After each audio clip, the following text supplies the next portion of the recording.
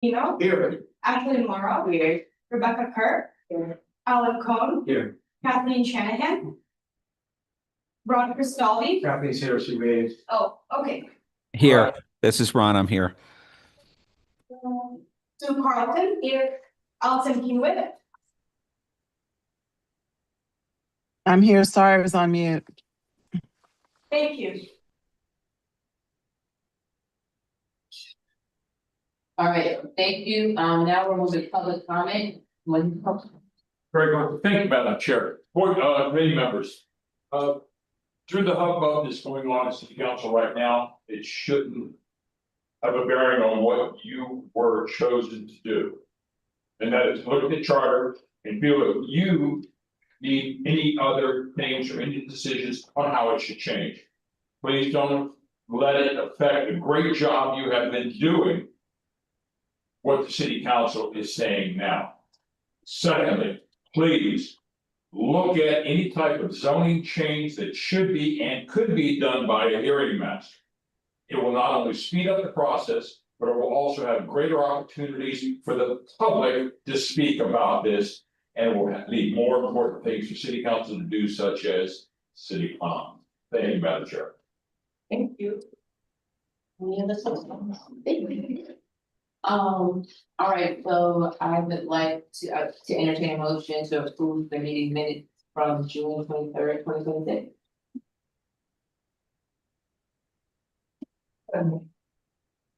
Second. And moved by Rebecca Kirk and seconded by Garrett Greco. Any discussion? All right, all in favor say aye. Aye. Aye. Opposed say nay. All right, motion carries. Okay, good job in, thank you. Hello, everyone again. Evening. Agenda wise, fairly standard, with a couple of tweaks. So, one again, progress and objectives. I want to really zero in our plan and finish because we're getting real close. I'll leave a little bit of time for new business. Some of you may have some things to discuss. We'll see when we get there and then adjourn. Moving into the slides. So the good news and congrats is that we really did complete the review of the charter language itself last week. And agree to recommended changes. Again, that's related to what's there today. We are working on items that have come out of either public comment or new items this group recommended we discuss. One is around ethics, fraud, waste, abuse, etc. So hopefully tonight we did complete that discussion. We have 4 related action items that have been completed to share with you. And then admit, we don't control, I don't know what both you're the asking. Allen and admit, but we don't control them. We don't control the law. We don't control this, said Alex and. I was just trying to get, Oh, I'm sorry, I didn't see that. I thought she said she was here earlier when she answered. Allison, are you on? I'm here. Yeah. Okay, there you go. Thank you, Allison. We just, Zoom is acting up and we didn't see you. Okay, thanks. Thank you. So we have 4 action items completed for this group's request last week. We'll go through that. The zoning discussion, we spent some time last time on that and we asked. For Ken to provide language options that we might consider for inclusion. That was the one action item for that topic from last time. And then actually there's an item about revisiting the notion. Of trying to provide the charter language that might. That might assist with rigor around getting projects completed on time, and we're gonna we'll get to that, but I just want to mention. Those are the 3 areas. They're all past the content proper from where we were. So that's the plan. Let's jump in, everyone.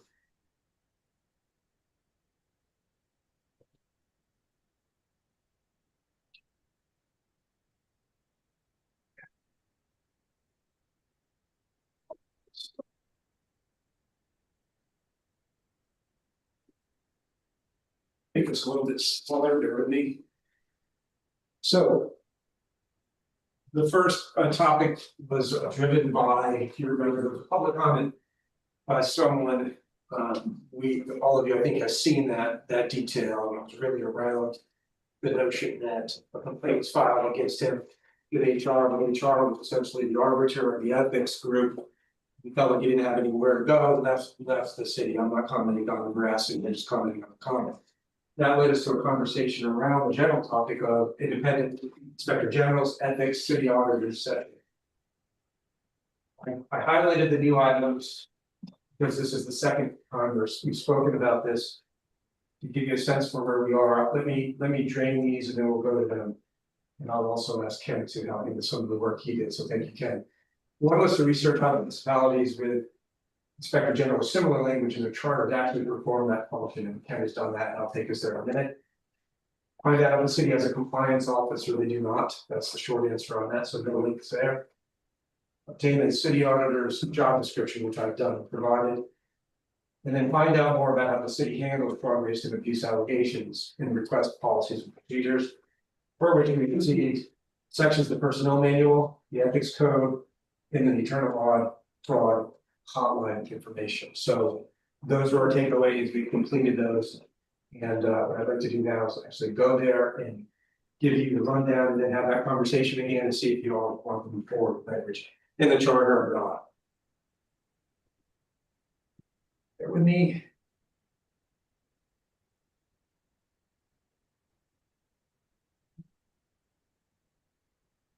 So how do they perform the function?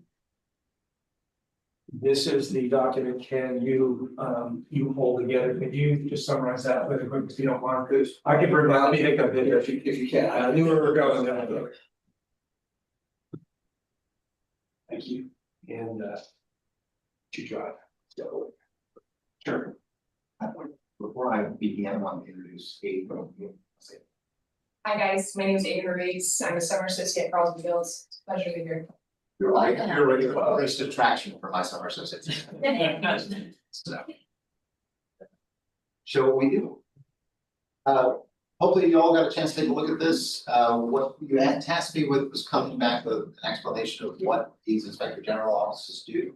And I tried to narrow it to the three different structures.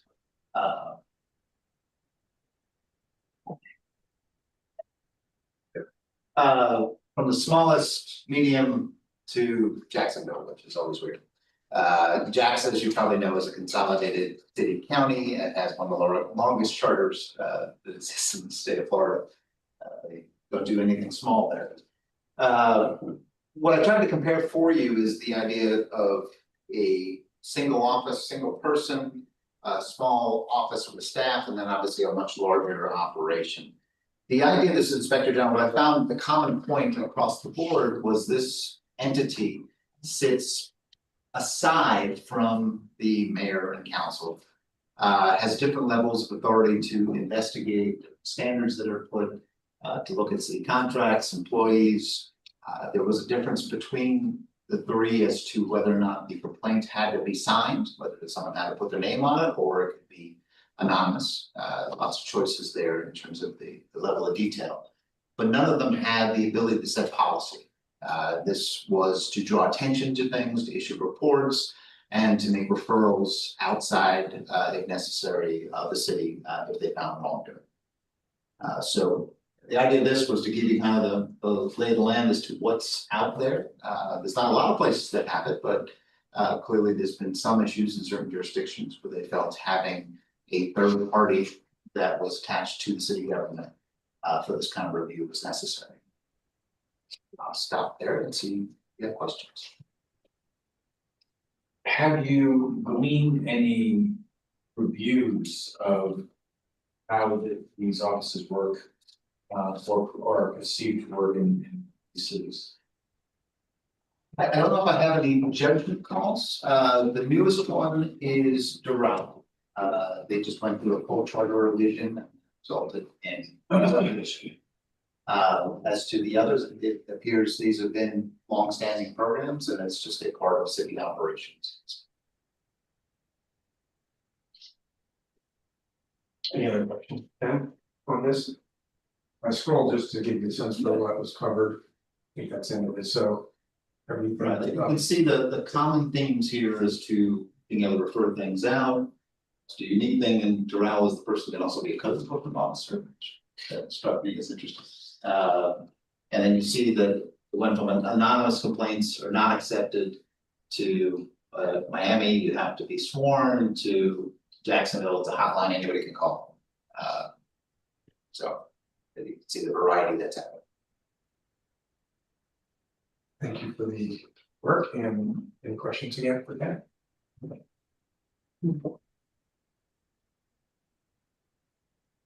The first item, second is internal auditor job description.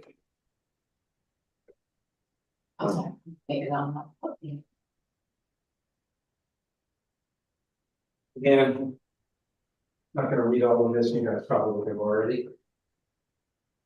But you can. I had a question on the, not a question on the IG, but could I don't know, are you moving on to another topic, Ron? Go ahead, Kathleen, that's great. Can you guys hear me? Sure can, yes. Yes. I'm sorry I'm not there. My sister just had her knee replaced like this morning, so I'm sorry I'm not in the room. But you know, for the state of Florida, we had an IG office that was like 3 people. So just to give you some, that was for the entire state. And they really dealt with, but they did have IGs in each one of the departments. So I think I was wondering if there's a way, and I don't know what the motivation is around this and how complicated we wanted to make it, but I don't know that you want to create a whole division or operation, but I wonder if there was an ability to do a contract that was focused on an independent resource, you know, that you had to go through a application. So a law firm basically would serve as an IG for the city and have whatever the structure is that gets further refined through discussion, that they provide the service that clearly some members of the commission are looking for that to them to do without having to pay for a full-time employee that might not be so busy, or a staff of whatever, 2 or 3 people. I mean, that's an inordinate expense to add, but you're trying to get the service provided for, I guess, ethical considerations and review and outlet. Anyway, just a consideration. So really outsourcing is what you're saying there, Kathleen, could that be an option? Correct. I mean, Okay. outsource the function so that you're not adding all the cost, with some definition of what their authority would be, and that would all be part of a contract that could be bid. Okay. I have a question. Yeah, go. You scroll through it, what do the 3 cities do, and I didn't get a chance to look at this kind of process. How are they appointed, actually? For each, it was an appointment through having a committee outside of, both combination of inside and outside the city, that would then make a recommendation and went through the regular process with city council and the mayor. Okay. But they each had a point of having some other group that helped participate in the process. And to answer Kathleen's question, that there's always the ability for city council to decide we want to hire a firm to handle X, Y, and Z and handle an issue. And I'm assuming that process would be unfolded the same way, whether they hired someone to cover with staff, or as Kathleen suggested, hire a firm or someone to outsource that. Exactly, and if you were to propose this and city council agrees that something forward in the charter, it's a question then similar to the zoning issue, you put a very high level, we're gonna have something like this, and we'll deal with this in an ordinance, and whether we outsource or however we handle it, or do you put more detail list in that kind of. This is Ron. Can I ask a question? Ken, thank you for putting this together. Well done. I note in what's on the screen here that in the core functions, at least I think 2 of these, if not all of them, I think all of them have mention of audit. And on the staff, some of them have reference to an auditor, an auditor being part of the office. In my mind, an inspector general and an auditor general are 2 different positions. My question for you is twofold. One, do these offices, to your knowledge, combine an audit function and an inspector general function so that they're doing both things? And then the second question is my understanding at the city of Tampa, but I'm not sure about this, so it's a question. We already have an audit office. We already have an internal auditor. Right. For each of these, they have the ability to do audits on a specific basis. They'll be attached to, there's a complaint about a particular contract, there's been something that's come up to their attention to audit. It is, none of them fill the regular role of the internal auditor for the jurisdiction. So then think of it as a special purpose audit. The most detailed was Jacksonville. They have an entire audit unit to it where they regularly go through different departments on a sequence. But they still don't perform the internal audit for bookkeeping purposes that the government requires. Got it. And in of these three, correct me if I'm wrong, but Miami and Jacksonville are a county and a city, correct?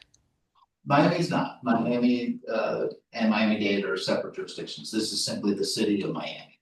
Okay. Jacksonville is a combined jurisdiction. Perfect. Thank you, Ken.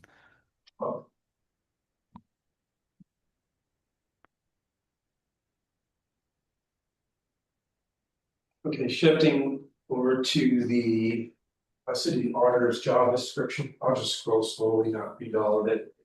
Most of this, I think, is fairly typical. So nature of the work. There's a big financial component, of course, to this. Example of duties. So standards, federal guidelines, etc. Consulting studies. Controls, compliance, practices, reports. Knowledge, skills, and abilities.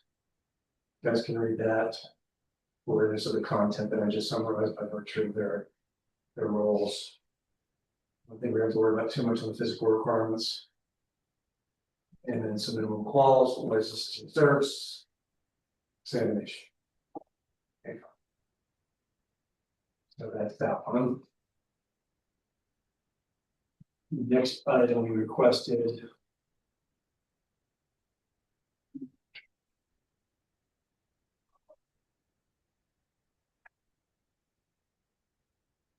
This is the. I'm sorry, we moved on to another topic after the IG. It's hard to track here from afar. Kathleen, yeah, what I'm doing right now is just showing everyone the materials that we were asked to gather for your readership as a group coming into today. So if you're looking at the master list we use, those are all hyperlinked. But I just wanted to open them in case people have questions or wanted to make comments, but these were the things that the group requested to be able to guide the next steps of the conversation. And to that, we can talk purposefully about it, because I think these things are all kind of related, but go ahead. You have something, I'm just getting to. No, I just wanted to know what the process was that you were following, because there is, I was just on the, I mean, there is with the city a pretty Tampa-esque board. So I don't know. Anyway, go ahead and go through your process. And I guess when we get to the conversation, we can look at what we're actually trying to accomplish here. But this is a different topic at the time that you're on. Absolutely, thank you. This will only take a minute. So this here really gets into preventing fraud, how those procedures work, what the definitions of responsibilities are. Again, you guys have probably seen all this. So I'm certainly not going to drain it all, and many of you are looking online. But that was another item that was requested. The ethics code was requested. And similar. There's a lot of overlap here, but it really explains the way the city manages these items and these issues. This is really around a hotline for intake for those things. Don't think that's rezoning. Okay, so going back to our conversation, to your point, Kathleen. Those are the items. We did manage to get all, with the exception that there's not a compliance officer, we still got an answer to that. And I also look forward to thoughts, what people maybe have learned from these materials.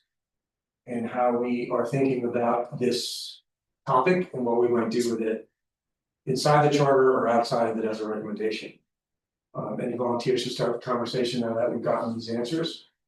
All right, Kick it off. sure, thanks. I think I was one of the ones who was really into this during our last meeting.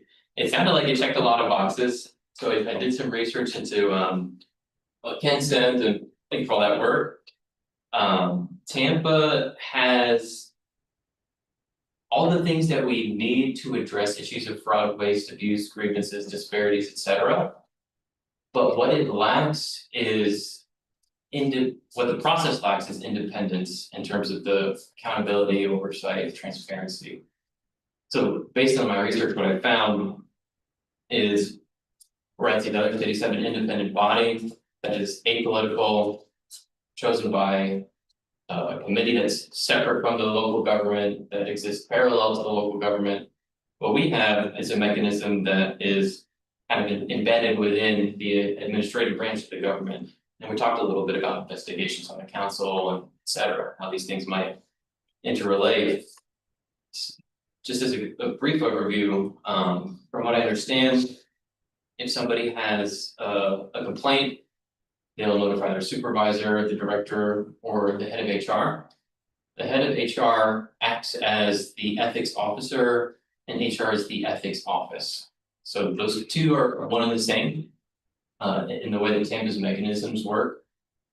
HR will then coordinate with the internal auditor, because the internal auditor has the skills to go in and look at departments, look at how their policies work, their internal controls. Basically the department systems of checks and balances. And HR, the internal auditor, and the city attorney will then conduct the investigation on if there's fraud, waste, abuse, or if there's some other grievance or ethics violation. Which is, you know, all the things we want that explored for sure, and there needs to be a way to do it. This is just Tampa's way that they do it. My qualm with it is, I feel like it would be more. Maybe fair is the wrong word, I mean, is it more fair if there was a body that did all those things? Or when that complaint or that red flag, that signal was alerted, instead of being deviated into kind of HR or audit framework, it just took a parallel track. And then an independent IG within loop in, right, maybe this is something that needs to go to HR, maybe not, maybe it's something that needs to go to an ethics commission. Maybe it's something that needs to be investigated by law enforcement, but it would be the independent IG that does the investigation. They're the ones who would have the subpoena power to look into things. And then if there are any relevant findings, then you have these other parts of the puzzle kind of come in as needed. Right now, there isn't a separation between the investigation and the government kind of investigating itself. Like there needs to be that outside view or outside opinion to problems. You like the IG concept? I like the IG concept, and I've got a proposal for one, if you guys want to hear it. Could you pull up Miami Beach's Inspector General website? You just do Miami Beach Investigator General, will pop up. I think it would work for Tampa if we look at their organization chart. Miami Beach Inspector General.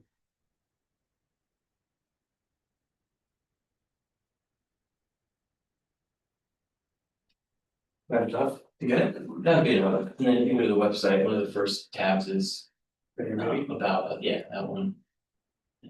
Go to our team.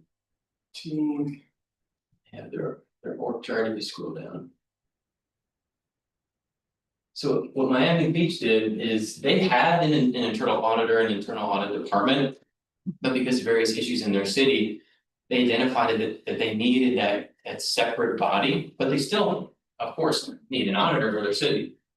So what they did is they collapsed those two departments into one. They didn't add a whole lot of staff for the inspector general. Essentially, it's still the same audit department. They just added the ability to investigate and the separation from being embedded within the administration or the executive side of the government. I think maybe a similar model would work in Tampa, we have auditors, we have an audit department, they set their criteria for what to audit, they make their own audit plan, they independently devise that. In Tampa, the internal auditor sits on the executive board of the mayor. The mayor needs to sign the plan for the internal audit, so there is kind of that, I would say, inflation between executive authority and auditing. With this, you separate that.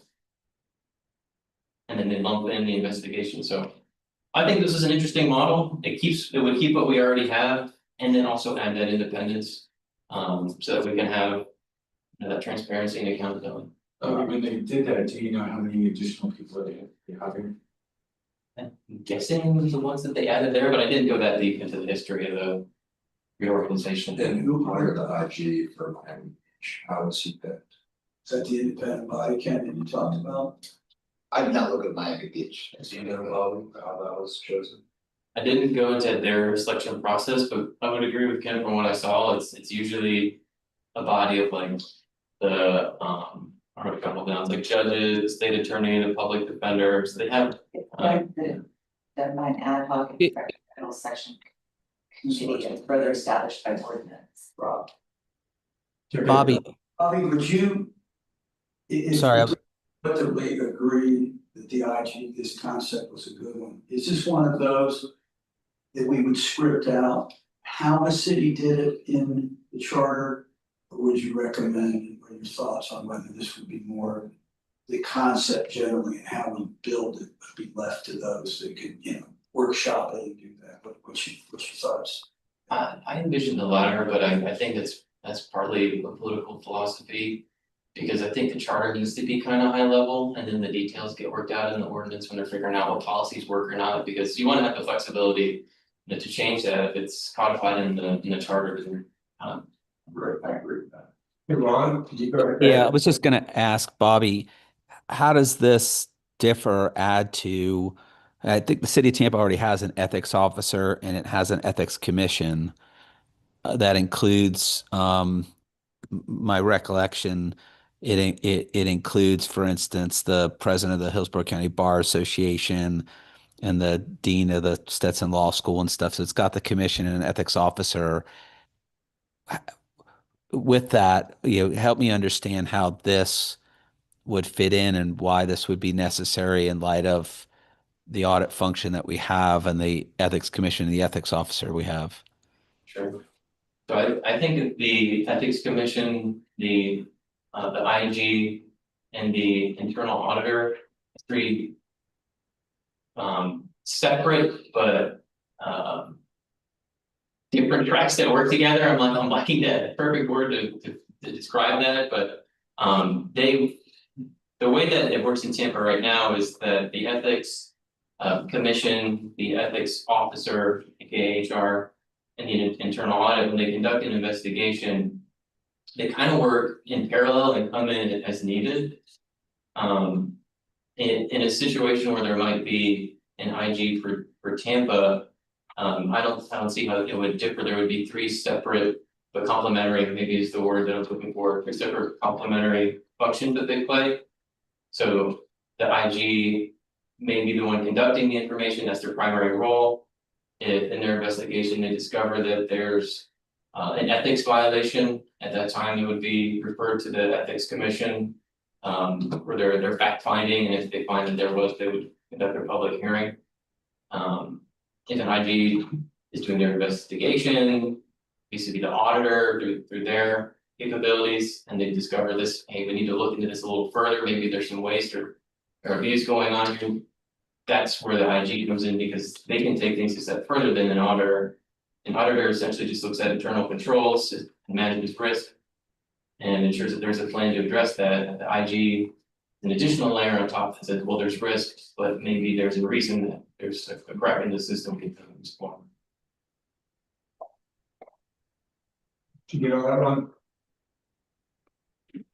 Yeah, I understand. Thanks, Bobby. I mean, it seems to me that my feeling is that we have this stuff covered already, but I'm interested in the discussion here. And Bobby, thank you for the explanation. It's well stated.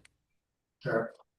Ron, I had the same thought process. I started looking into the different boards and HR and ethics committee and all that sort of stuff. And I realized the same thing you did, which is that the city does have its bases covered. However, there's no body looking at the process itself. There's no body looking at the exact procedure, a city employee goes through where something may have happened to them and they felt like they were in a bad position to share how they felt or how things went. With ethics violations and other violations, I think we've seen on this board and in the media in the last couple of years that there are problems. And again, the city does have a process to flush out these issues, but there's no independent body looking at things holistically. And I think that's exactly what this IG, this Inspector General provides. The city of Doral did their Inspector General by referendum amongst the voters. And they put it in the city's charter. And what the city's charter provided was a Inspector General selection committee. And I think no different than how this committee was created by charter as a body to evaluate the charter. I think that's the path this committee, this body should take, is just establish the office through a selection committee. That selection committee could be appointed by the council and confirmed by the mayor or whatever way it would get flushed out. But ultimately that committee would then select an individual. And that individual would start peeling away different layers and making recommendations so that the council could make changes as necessary to fix whatever procedure the Inspector General found that wrong. Number one, I like Garrett's suggestion in terms of process of putting that together. My personal experience has been dealing with IGs at federal level.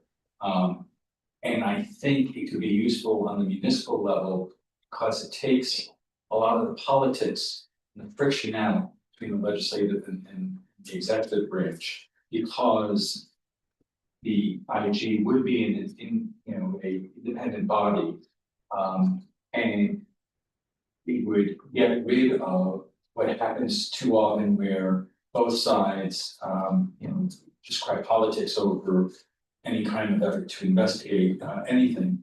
And I know from my journalism career, I've always looked to IGs at the federal level to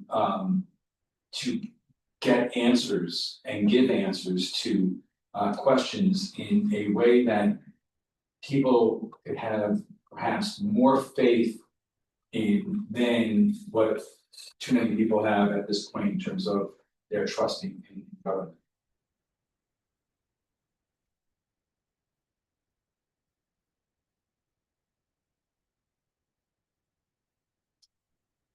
Any other comments before we get a read on where we're gonna take this? Say one more thing, I agree too, Ron, I think all the bases are, all the essential bases are covered. But I'm gonna borrow your phrase, Bill, I think there's a better mousetrap out there, and I think that this is it. For me, it's just that there's not that separation there, where there's the independence. Could the ethics commission's responsibilities be expanded to include an IG function? So you're building on an already existing relatively independent commission. I mean, the commission, it consists of the president of the Hillsborough Bar, the dean of Stetson, the president of the University of South Florida or University of Tampa, and then one appointment from the mayor. I don't know if that's gets at, I mean, I just trying to go back to what we talked about from the very beginning was what problem are we trying to solve? So I keep hearing independence and the ability to look, I guess, cross-functionally or enterprise-wide, or at least be able to take in anonymous or not anonymous, pursuits. So I just wonder if we could look at some of the existing structure and how would we add the function of an IG with whatever integrity we're looking to build without building out a whole huge department. And definitely, I'm gonna mention one thing before I get back to, which is, I go back to what you said, Bobby, in the beginning, and I only mentioned this because it's based on the public comment that started the conversation. And it was around dysfunction, kind of living inside the HR department and the public comment. Again, I'm not talking about the veracity. The claim was, they look at everything else but that, and therefore there was a dead end in terms of options to try to fix it. I'm oversimplifying, but that seems to be a distinction between the two. Who owns it? Where does it live? Is it inside or maybe more outside? Rebecca, go ahead. Isn't there a civil service board that specifically is set up to hear employee grievances?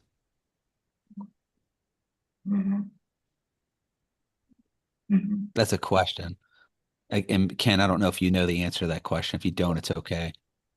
What's the name of the board? The Civil Service Board. I was on that board. I was chair of that board. It's, Oh. if I may, real quick, it's a mediation between the employee and the city of Tampa.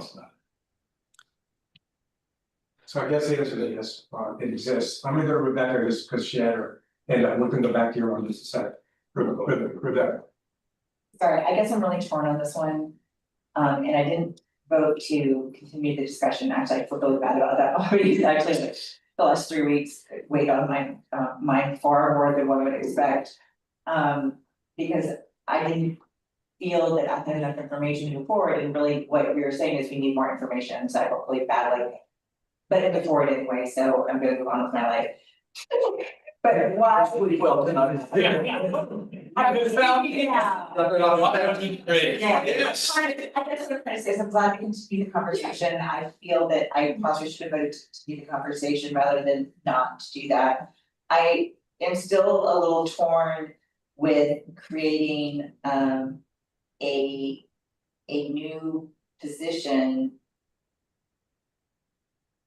And I, what Kathleen had said at the very beginning is, you know, great, they go through and they look at everything that we do, and you put a set of eyes, and frankly, they're not gonna have the expertise to look at all of our different, the different areas, because you can't look at this area, this area, and this area, and be an expert in all of them, and provide really, to me, a lot of value. And then you're paying someone to find things versus somebody really going in who knows what they're doing in those particular areas. So I'm, but I also will say, I'm struggling because I do hear what you're saying about some level of a third independent, not created by ordinance, which is basically driven by city council and not, you know, on the, you know, the mayor's executive staff. And so where does that leave me? And I'm thinking about what Kathleen said about, you know, if I say like a law firm or something, everyone's gonna think it's just a lawyer, right? So I don't know if that's right. I think there are firms like KP and G, and I'm not recommending them. I didn't even like my dealings with them particularly, but there are firms like that and maybe them who do specialize in that, and maybe, yeah, subcontract, track something for those instances. And so I guess to be somewhat linear, which I've not been at all, I'm not really sure we need a new position to go and review all of the different processes at the city, because I don't think you're gonna have one person who's particularly good at that. I just don't. But I do feel that, you know, when you have your ethics officer as the HR person, it's in like, what? Like, it seems like maybe there is some place for some independence in that section. And I don't, and it's not that I don't think that it would be great for, you know, each individual operation to have another set of eyes on it. I just don't think one person is gonna do a great job with that. So in sum, I am interested, I don't think I can just support an attorney general position, although I may be in the minority on that, to just full scale be an attorney general inspector on everything. And I feel like, you know, we don't need redundancy in the audits. And I prefer to have more specialized people come in and look at things. But if there was either a suggestion or somebody had some idea of the charter on some independence on how to review, you know, some separation between HR and the ethics officer or something like that, I'm open to it, but I need to do the authority involved. Rebecca, good points, but I think the ethics officer reports to the ethics commission too, and those people are independent. Messing with it? No, I You did it, but I think I saw him back here. Ron, you know,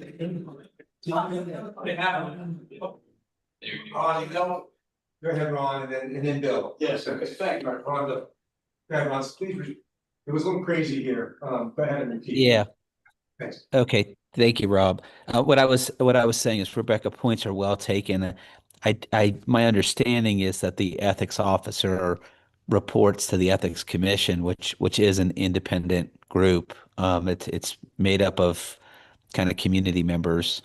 One thing I would suggest to my colleagues here is, I feel like we've jumped to the form of something, right? We've picked the title IG and we're talking about it, but we have skipped over what the need is.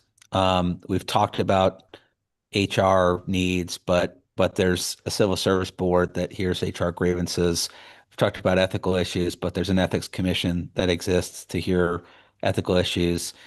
Talked about an audit function, but we have an independent internal auditor.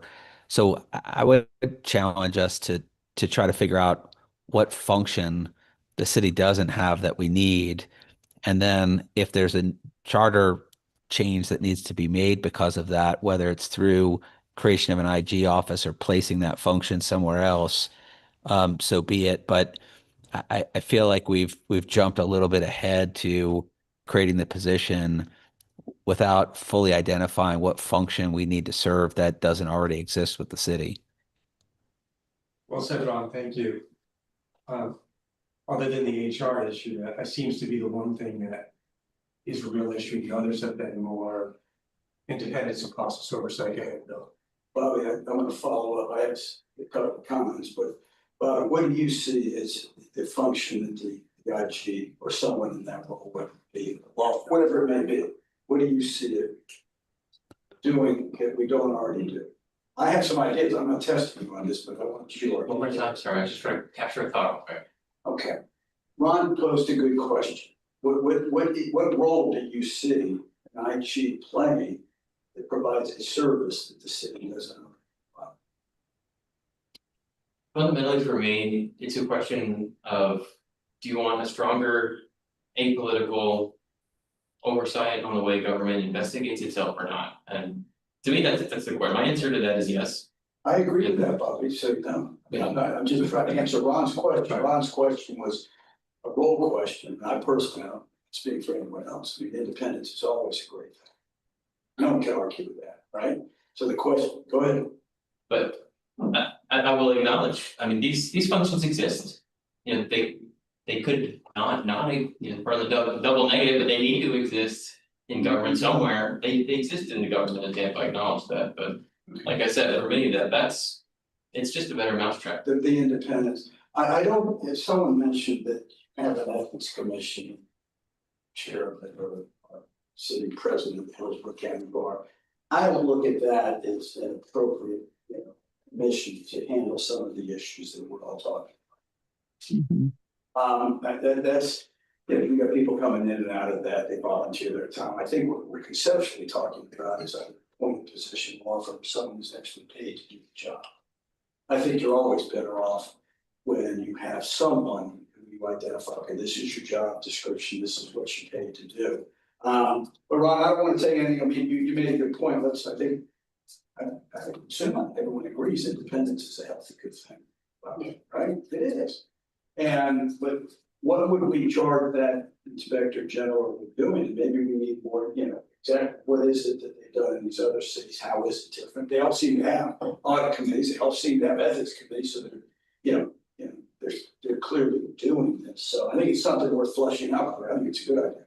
Well, and this goes to what Ron, though, we're just saying, let me give just a real world specific example of this. As an investigative reporter, I accused a major defense contractor of allowing defective parts to get on board military aircraft. And the Defense Department, Inspector General, investigated, because in a bureaucracy like that, you have so many vested interests between people who want being an efficient government and people who are concerned about an obvious problem. The Inspector General was free to investigate these allegations and determine whether or not, these were major problems or not. So I'm not thinking about an IG to duplicate the function of an auditor or even what HR traditionally does. This is for other things, so all parties can have confidence that if a problem arises, it will be looked at independently rather than the conclusion of any kind of query being politicized. It doesn't have to be a permanent position either. Doral does a 2-year term, and then if needed, they can reinstate that person. But also too, we've talked tonight about how, well, if there's an ethics issue, we have an ethics board, or if there's an HR issue, we have an HR department. But what body or person controls the process in which someone goes through to go through an HR complaint or an ethics complaint, or whatever it may be? To me, that is the role of establishing this, is that person would look into the very process of our already established processes, right, or our boards that already exist. I don't think it's a specific task necessarily. I think it's an overall 30,000 foot view of waste, fraud, abuse, policies, etc. That this office or this person would be handed certain tasks by a committee that would be established and then execute on that.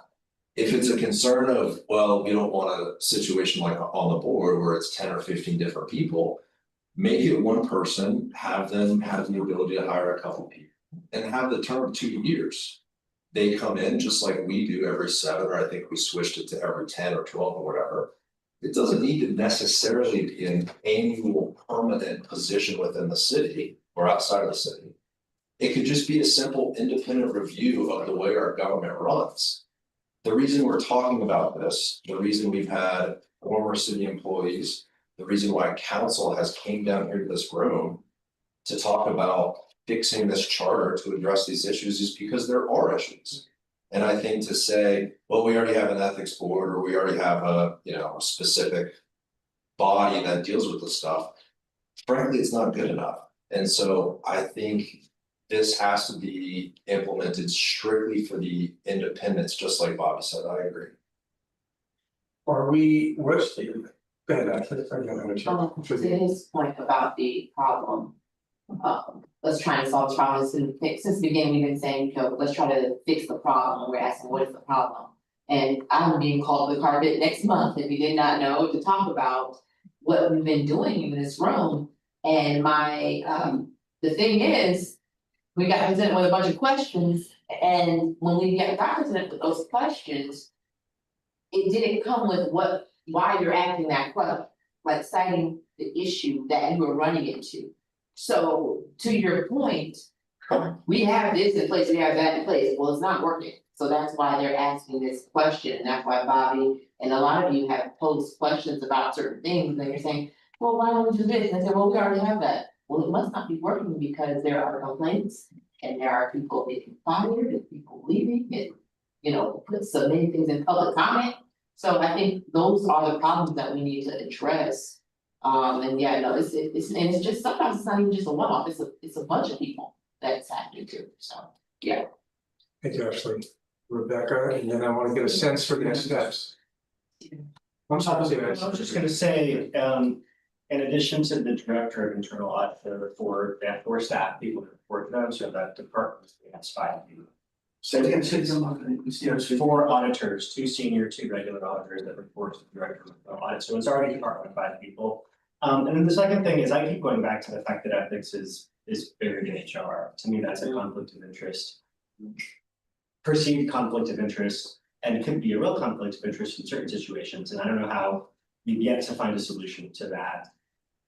Assuming we all agree it's a problem. The problem. Isn't it? Just when it's appropriate, I'd like to ask a question. Thanks, Ron. 1 second. Rebecca, do you want to jump in real quick before, because you already did it? My question was for Garrett, and that was,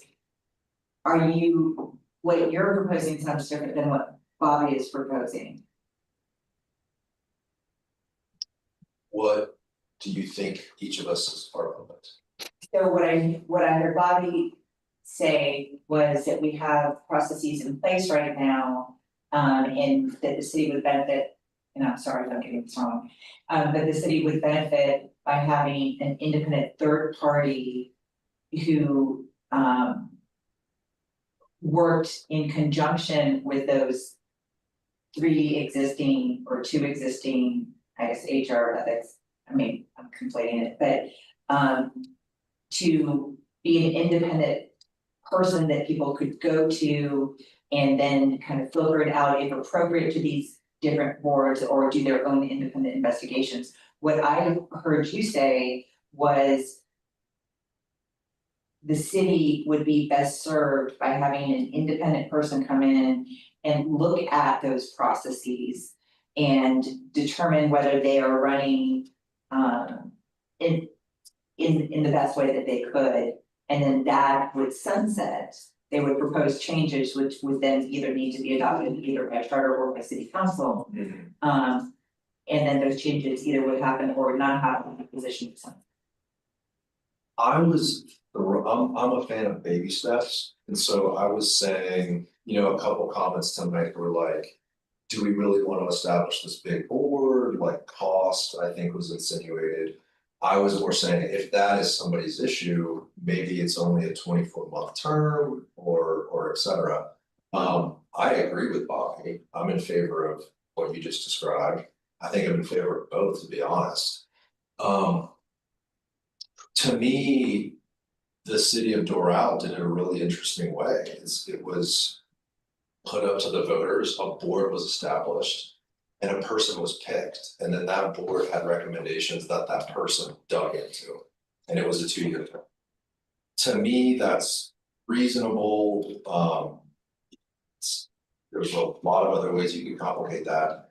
I think, Bobby, you were describing more of a permanent office that these various organizations Rebecca described could go to resolve disputes, right?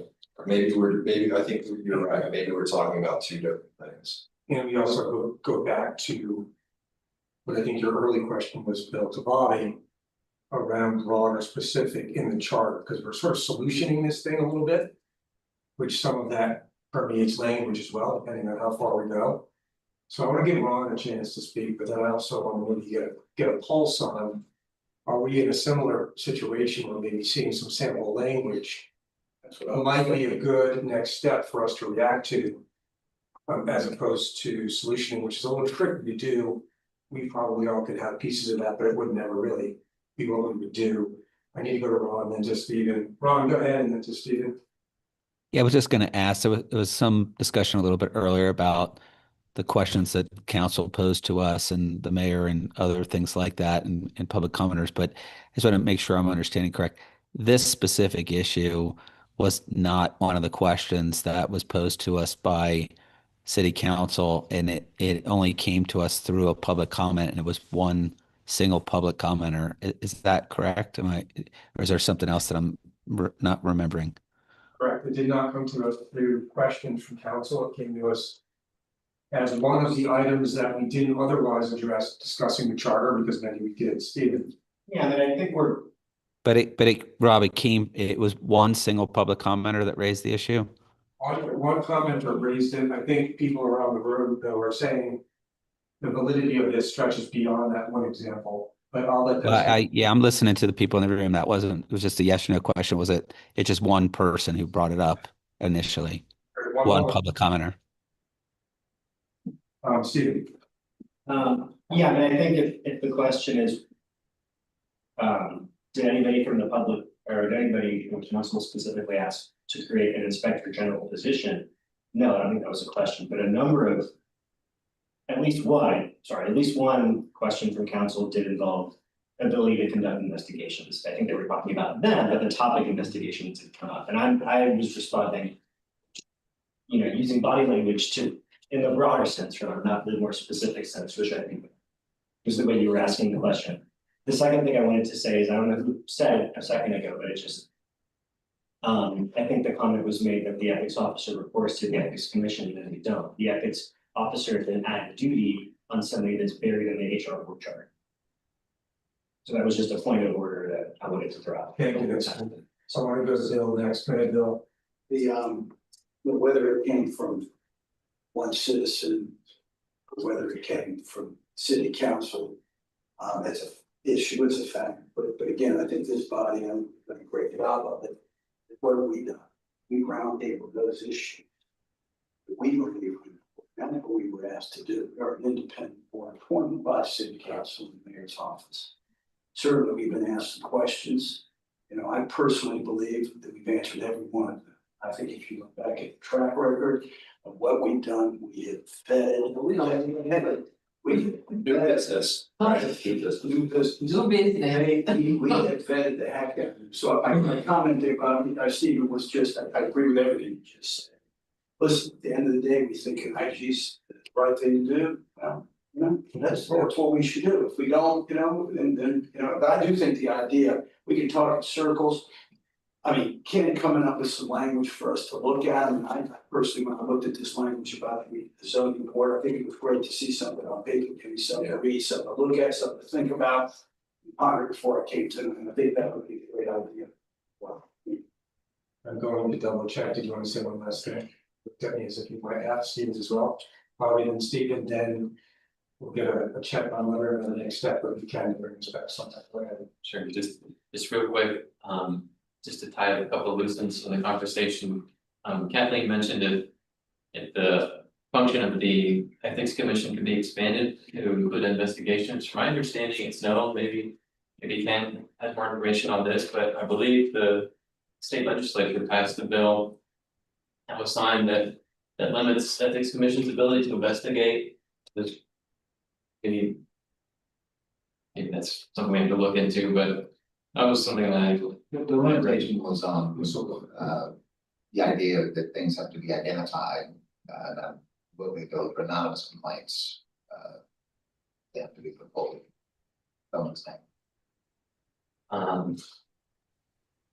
The only thing I would add to the conversation is that I do think it's, you know, when you use the word inspector general, I think this goes to Alan's point that he's been made a couple times, just the people know what that means, whether you're an investigative journalist or you're, you know, a member of the media calling for just verification, or you're an employee or somebody making a complaint, if it goes to an inspector general. So that title alone is having somebody having the authority over that process, or, you know, that responsibility, I guess. And I, you know, I don't think it would be done by a volunteer, to Bobby's point, in the ethics commission. So I think they'd have to have the ability to have somebody on contract that's fulfilling an inspector general like role or services, and that they could then, you know, activate, I guess is what I'd say. And I'm just trying to think about it from a structural perspective, that you have some independence. I think inspector general, you know, is in most people in government's mind or in analysis, they understand that that's different than ethics and audit. You know, it might be a little bit more expansive, but you do have to work with all those entities. And I don't think that that's a full-time job and a full-time department. And I'm not one for adding government when we're going into this whole property tax conversation that's going to happen in the state of Florida. So I'm trying to figure out how we add the function with integrity for consideration it would not be a part of the HR department. It would either be part of the ethics commission or part of the general counsel or somebody somewhat independent. I mean, that would be my, sort of consideration as we're talking about this. Thank you. Closure thought, I will Steve, and then we'll see if we all agree with moving forward with Ken bringing us something to read to. Go ahead. Actually, no, we'll proceed. We want to work with it. No, I'm not saying that the 2 years is like a no-go. Any and all ideas or options are appreciated. I just know that it takes a long time to get public records, and 2 years, you can blow half that time just waiting for discovery. So You referred to the term concept? yeah, the term concept, and that's, I can't, in my head, in a short amount of time, figure out an alternative. I'm just throwing that out there. Okay. Maybe just a quick poll to gauge interest in having Ken bring back some options like he did for zoning. And I just have maybe just start with people online. Like I said, we don't need to do a full motion for this.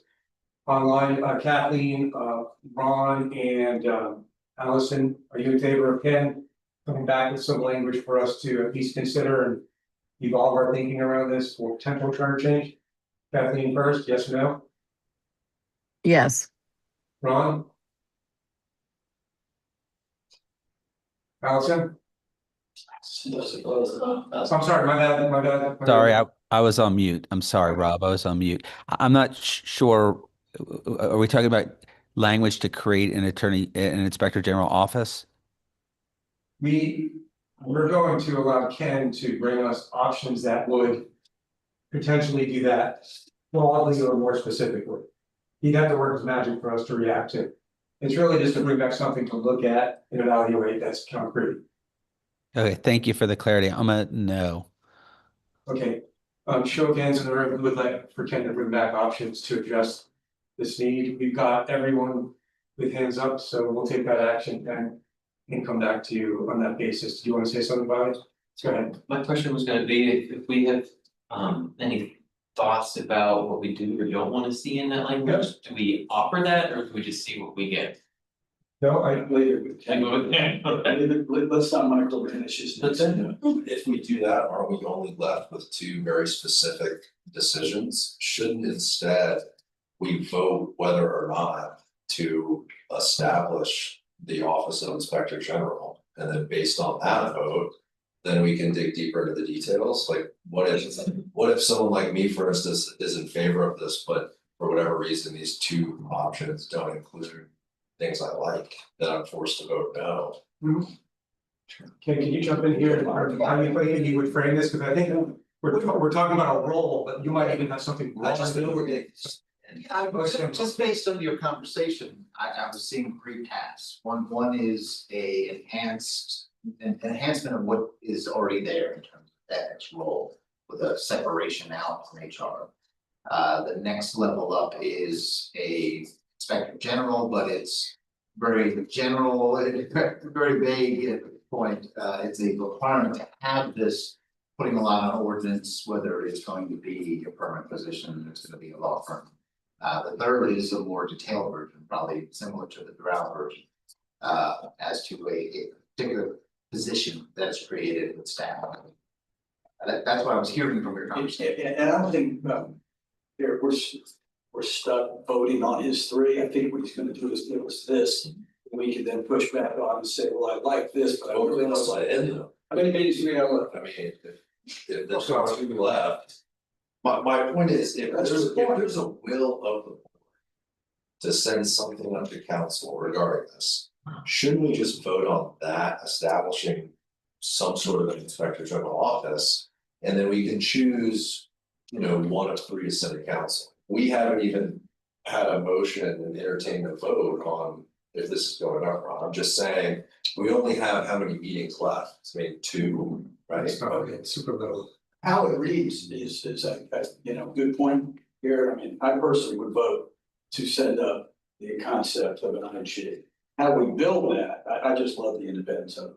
So how we build it, I don't know yet, but if your question me was, how will I vote on whether we send up the concept of an IG? I mean, yeah, there's different, things that have to unfold in the house. So that's just kind of what I said. I'd support the function, but I don't support building an office because I think there's two distinct ways to look at it. But again, that's like, you know, if you're on a board, you're micromanaging the activity. I think saying that we support advocacy for a inspector general service or process is important. So Just to get back to here, Ellen, go ahead, and then I had thought.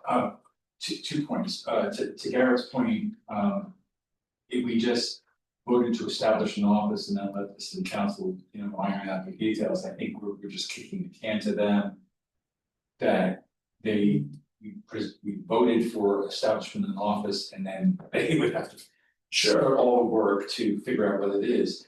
The other thing that I'm sure there will be questions about is that we are adding a cost to the city at a time where the property tax issue is, we don't know what's going to happen.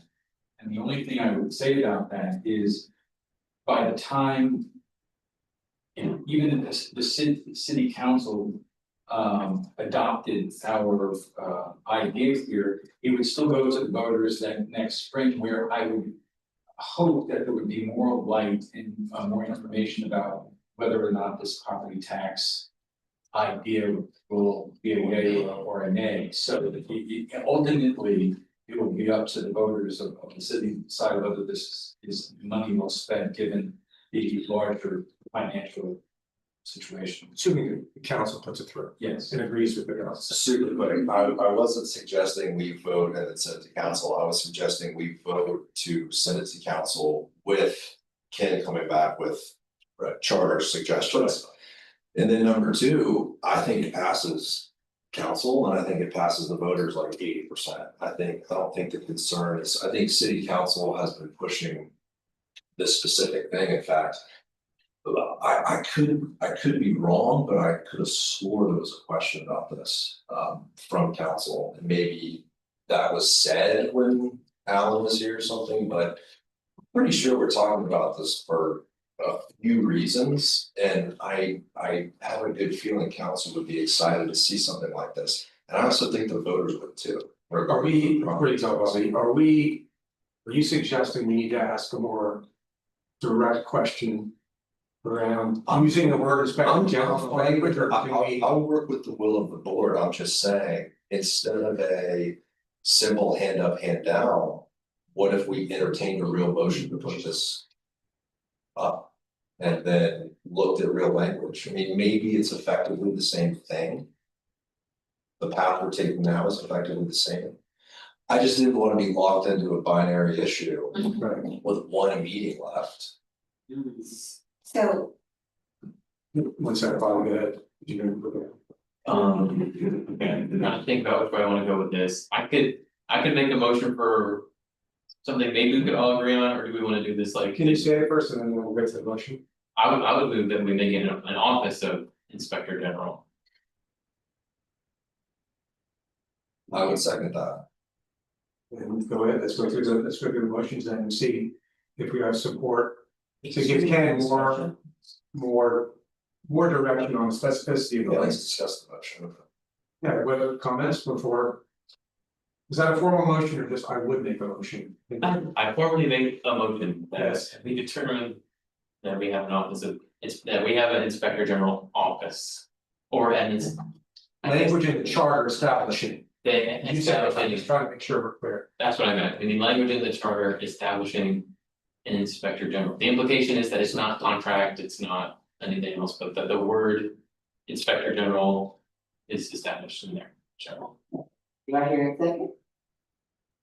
Yeah, I would second that,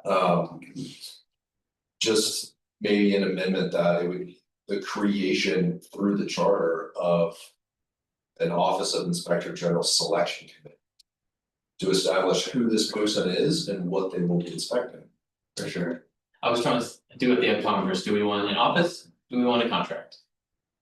Through an office, do we like that? I think you can do a third party contract through an office. Right? So Yeah, that's again, what the solution we're gonna have from the function. Right. But you still have the IG office that Bob has just articulated. There is actually, that's the rest of the IG. That's the idea, as opposed to Yes, they could come. not that contract position. Because that's the black or white, I'm trying to see if we can get over there. Office Okay, independent versus office work within the city, right? What did you mean contract? Hiring a third party company that would cover the use. Exactly, so it would be one that. We talked about a lot. But I don't believe establishing the office would prevent from hiring a law firm or hiring. I think what you're asking for and what I'm saying is very high level, I think. Good point, okay, I was just trying to make a or B, Yeah. but maybe it wasn't specific. I think we all, I understood it, yeah, establish the office of IG. All Garrett is saying is that office of IG. If it was Bobby could hire a law firm too, you know, if it's in the budget, it was just him in doing something. Right. So, but you did accomplish what you were trying to accomplish. Does everybody get what I'm You wanna saying? reflect- you wanna reflect- Yeah, maybe I do. I didn't find it, okay, see if we get it tonight, and you see if she's not there. Hold on, guys. I mean, I'd like to, let's try the motion again, make everyone here, again, this will give Ken more specificity. That we get that to concretely, but go ahead, if we get a second, and we'll take also the participants, go ahead. So I move that we amend the charter to include inspector general. I second that. Can you hit admit to the person?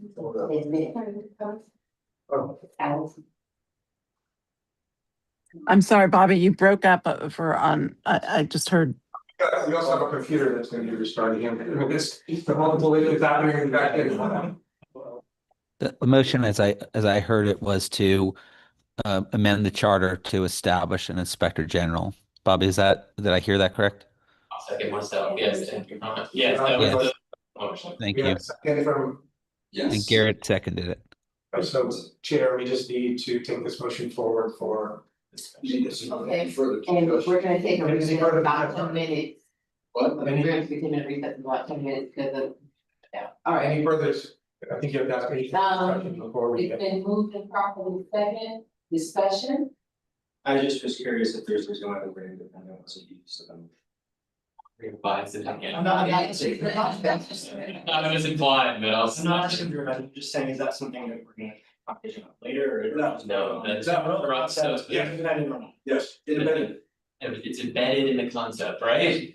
No. Wait, Yeah, explicitly say it though. there's nothing implied. If we want to imply something, we have to restate the motion. I mean, we just have to be correct in our process.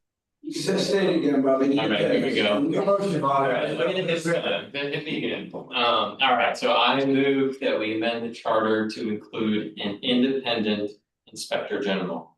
Second.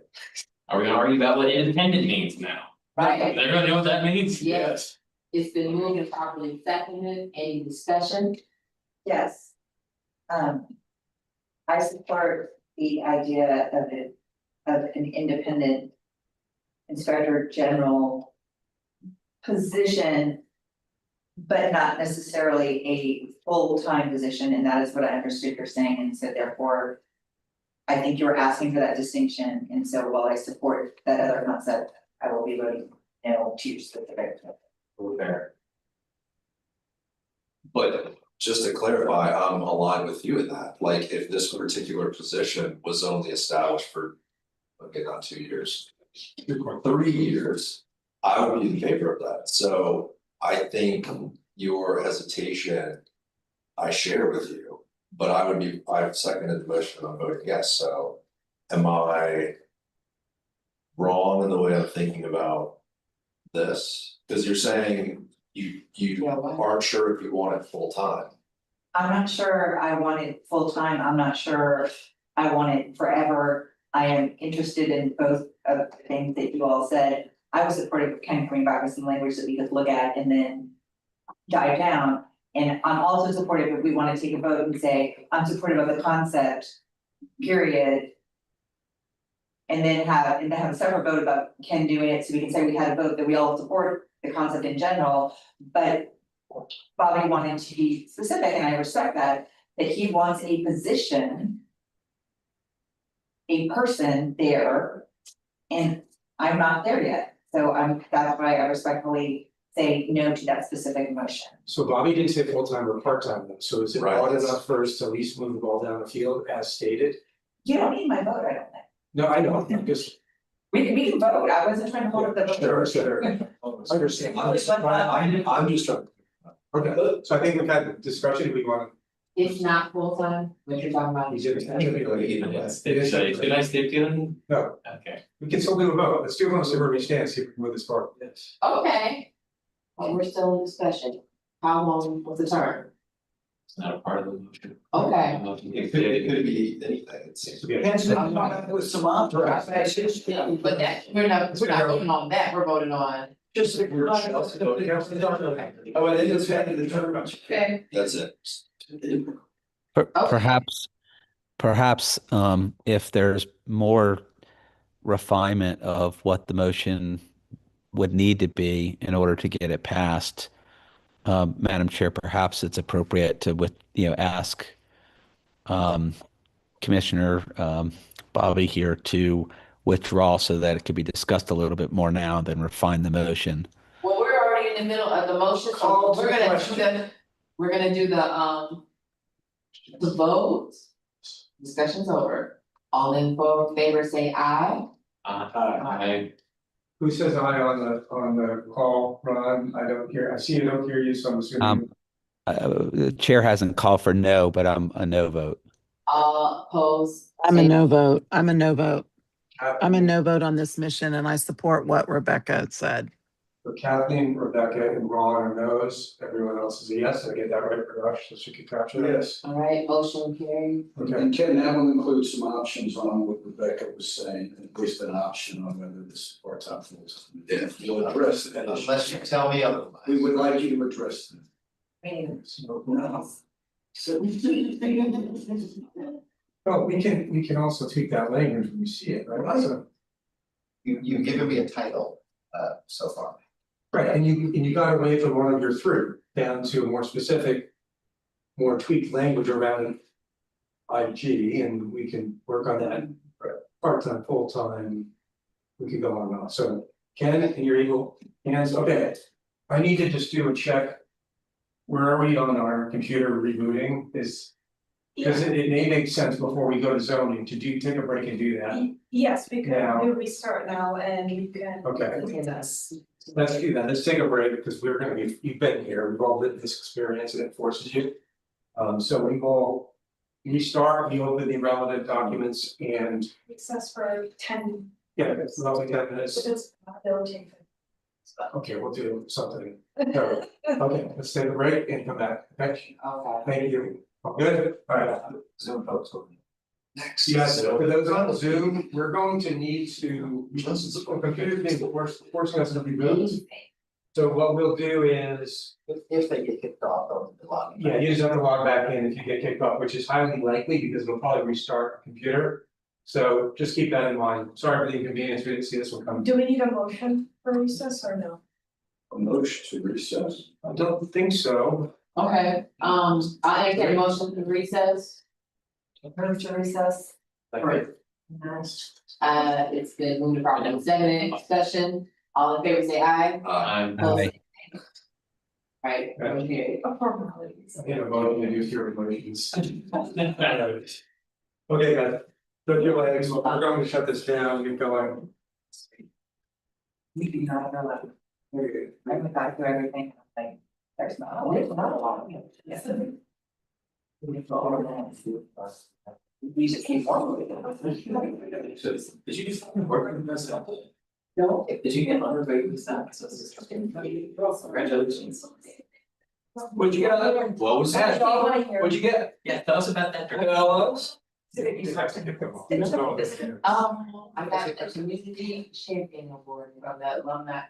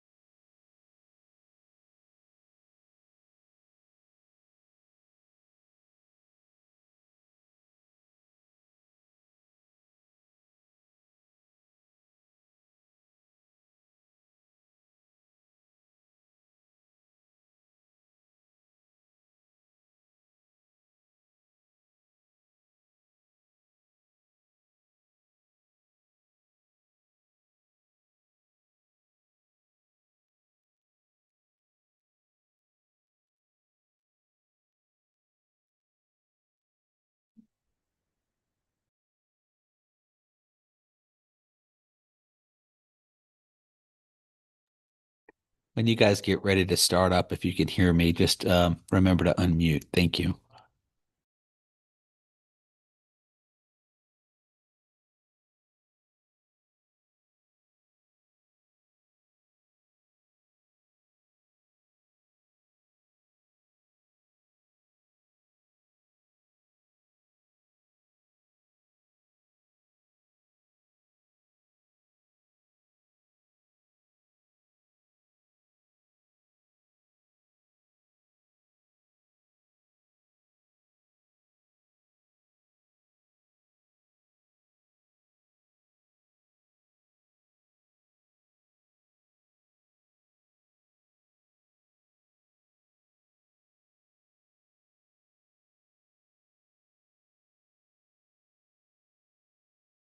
So I feel like I'm looking for like I know to do.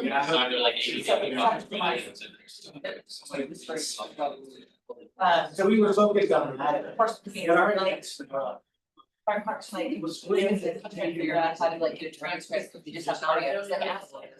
AI stuff, so we should give her a I asked them, and like.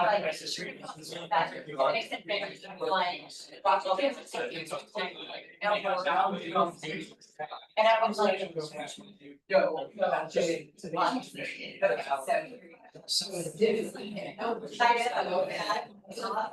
I'm now like.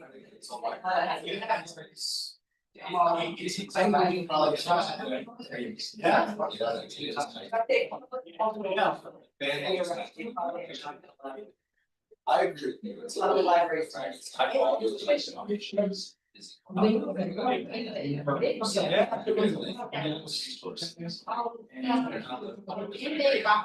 You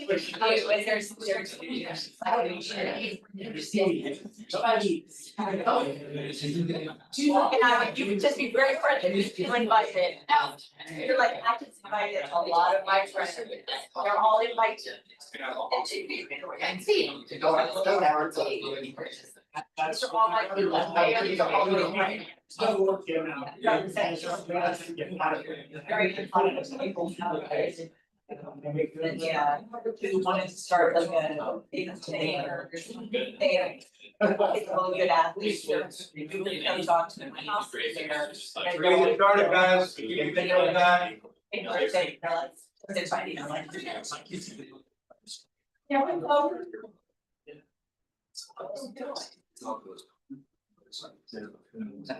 I have the label, I don't know if they're in spots.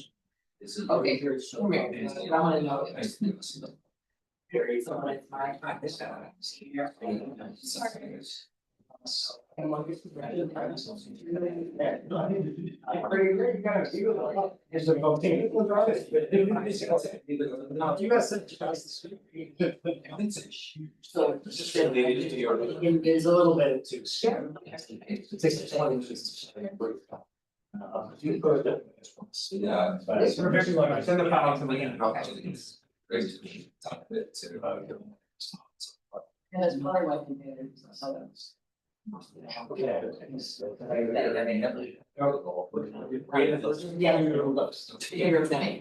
Gonna get started, everyone.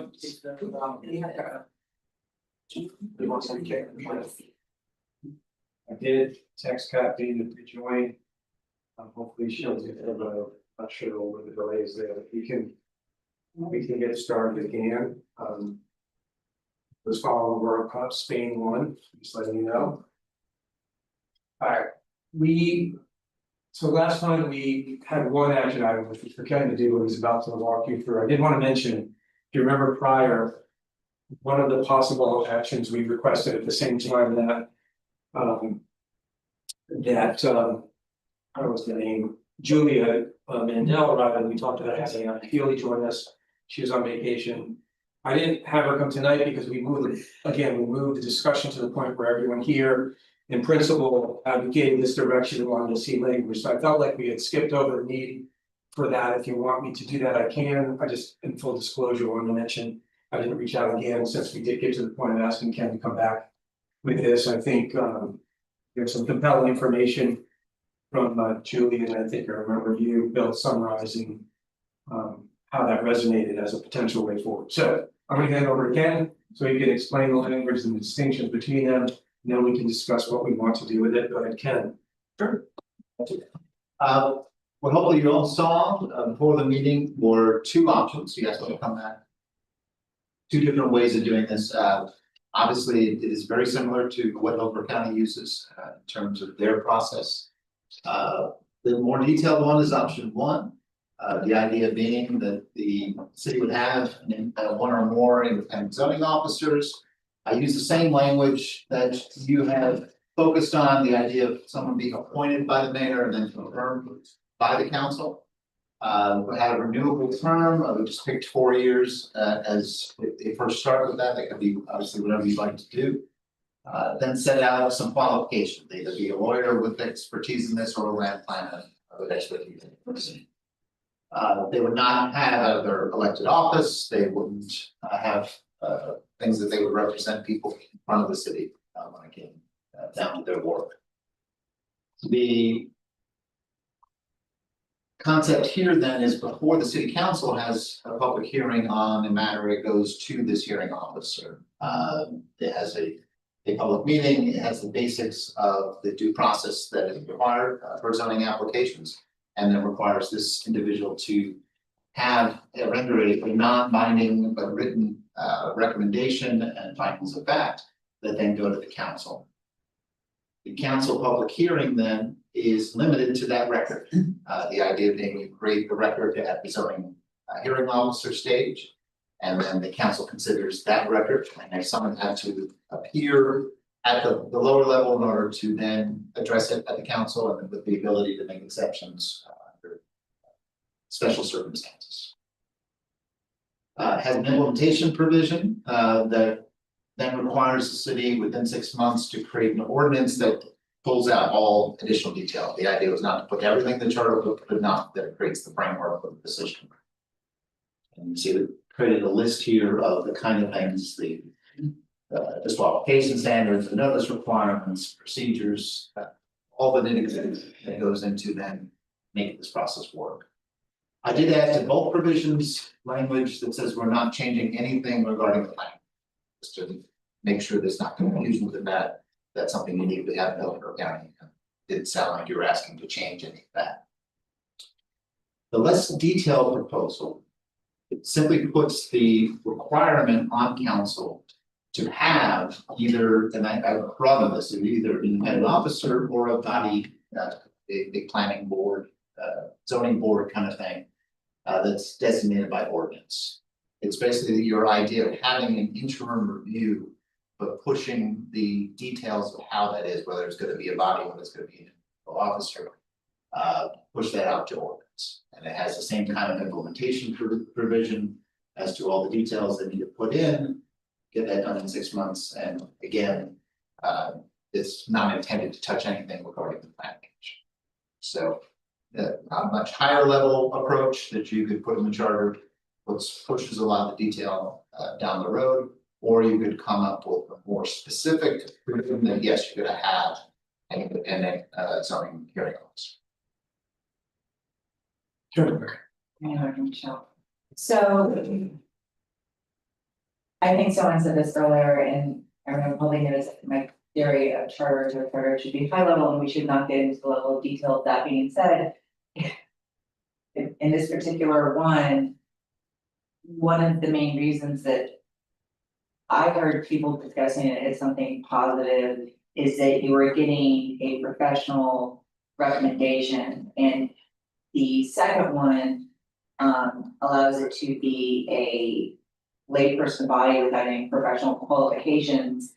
And to me, that defeats a lot of the purpose.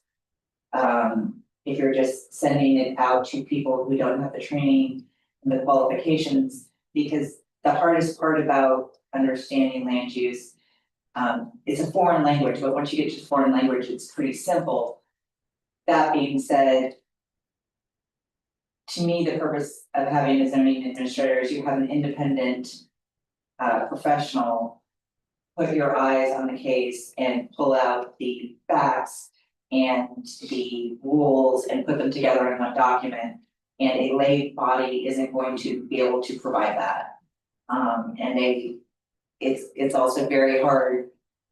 Unless you're a trained professional hired specifically for that purpose, to not. Like, if I'm a member, I am in some ways, I am a member of my neighborhood association, it's really hard. You're putting those people in the same position that city council is in, voting regarding their neighbors, and so. To me, the first one, creating the zoning hearing officer is important. If you're just gonna create another late board, you're just creating another layer of bureaucracy that's not adding any value. That's my opinion. One question, the first one, is that modeled significantly after the county? Yes. Okay. And to a comment, zoning isn't an easy thing. I mean, I've had law partners that practice in zoning and talk to them all the time. I think it can be more complicated. So I think it is much better to have someone learned in that topic as a hearing master. I wouldn't want to sit on a board and make those decisions, do that analysis. I'd much rather have someone who meets criteria. I'm agreeing with Rebecca. I just don't wanna imply that other people aren't capable of doing it. It's a specialized field with those languages, that's what I'm trying to say. When I do it, I'm not trying to be like, it's so important. She won't say it, it's a challenge. I don't do it, so I can say that. So two in favor of the more prescriptive suggestion. Without any specific edits, any other comments? I agree with Rebecca. I just, I know I've been pushing this since the very beginning. I think this is an independent zoning hearing officer or master zoning officer, or whatever's the right language. And then again, let that be further defined by whoever is responsible. But I think it's really important to have somebody who's a professional provide that service. I agree with Rebecca that I think the more prescriptive recommendations is the way to go. Especially since we asked for it, but didn't get any, we may as well come up with what we think is the best solution. I mean that very respectfully. I do have a question, it sort of relates to that same topic of this kind of being done on arrival. If it gets to council, if it's not palatable to them from their perspective, and that's the perception that this might be taking decision-making authority away from them. I know it's not, but I would just like us to view it through that lens in every possible way before we push it forward, because I think there's already a perception out there that we're gonna propose something that's gonna take council's, control out, not by them necessarily, but by folks in the community who are following this, because apparently people do that in their free time. Which I very much appreciate. So I was going to ask along that same train of thought, how the appointment process is handled at the county, since there is no.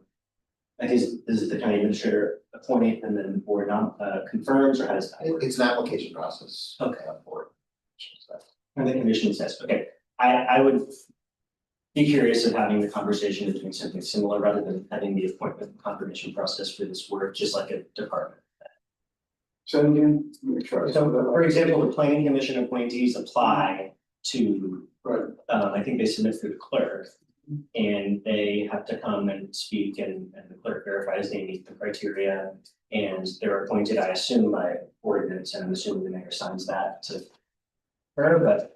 I think that looking at that process, which I think effectively does the same thing, because they all get to wait on it, so they all get to weigh in on it. It's just council gets to vote first and then the mayor signs, rather than this thing, so the mayor has to nominate somebody and then the council. Confirms them, especially since there's a perception of. In your scenario, I'm trying to follow, I got lost. Who is nominated? They come in, they submit an application. The clerk interviews them to make sure they can check the boxes. And for the planning commission board, the process is that, there's a call for applicants. And an application is put online. You fill out the application, you return it to the clerk verifies you meet it, and then, you go before city council. And speak at city council, and then they go through a process of voting to pick who their nominee is, and that's. That makes good sense. Name is used in the ordinance, am I getting that? It's most likely a resolution unless Okay. something here. Thank you, yeah. Is that in there, Ken? At the moment, no, that could be adapted though to it. Stephen had great. Well, it's just wording like a department head, and I'm gonna be very clear that this is not like a position in the mayor's cabinet, and I'm just worried it's gonna be perceived that way, so. Let's make sure it's not. It's good language. Any other comments I'm trying to write in? Go ahead, Lloyd. This might be a dumb question, but in section C, it says only those persons who qualified as parties of record before the zoning hearing officer may participate in the city council public hearing. That doesn't include comment, does it? From the public?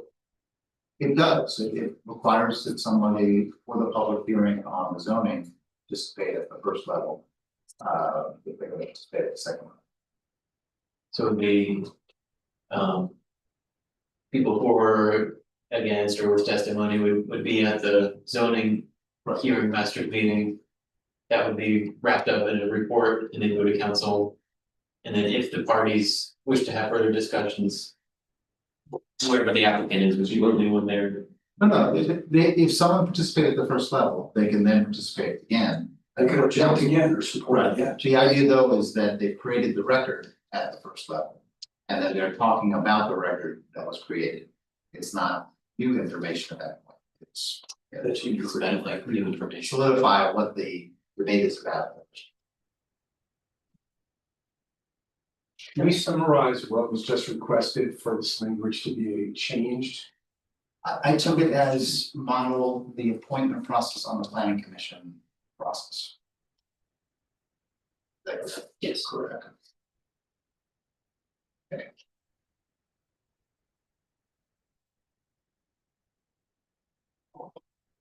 I think everybody has a full open opportunity to participate at the hearing. There's no limit to who can participate in the first hearing, you don't have to receive notice, anyone can come in. And the second hearing, it's just saying that if you didn't choose to participate at the first hearing, you can't then just show up at the second hearing. Because the first hearing is the one where you're getting a record and they're taking facts and everything that everyone said.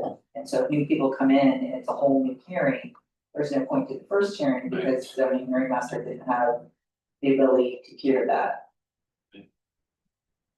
It would be more protective of this, of the city, so you don't have things going sideways, so that after the fact, you got to go pursuing the city. Many large chunks of money, building a record.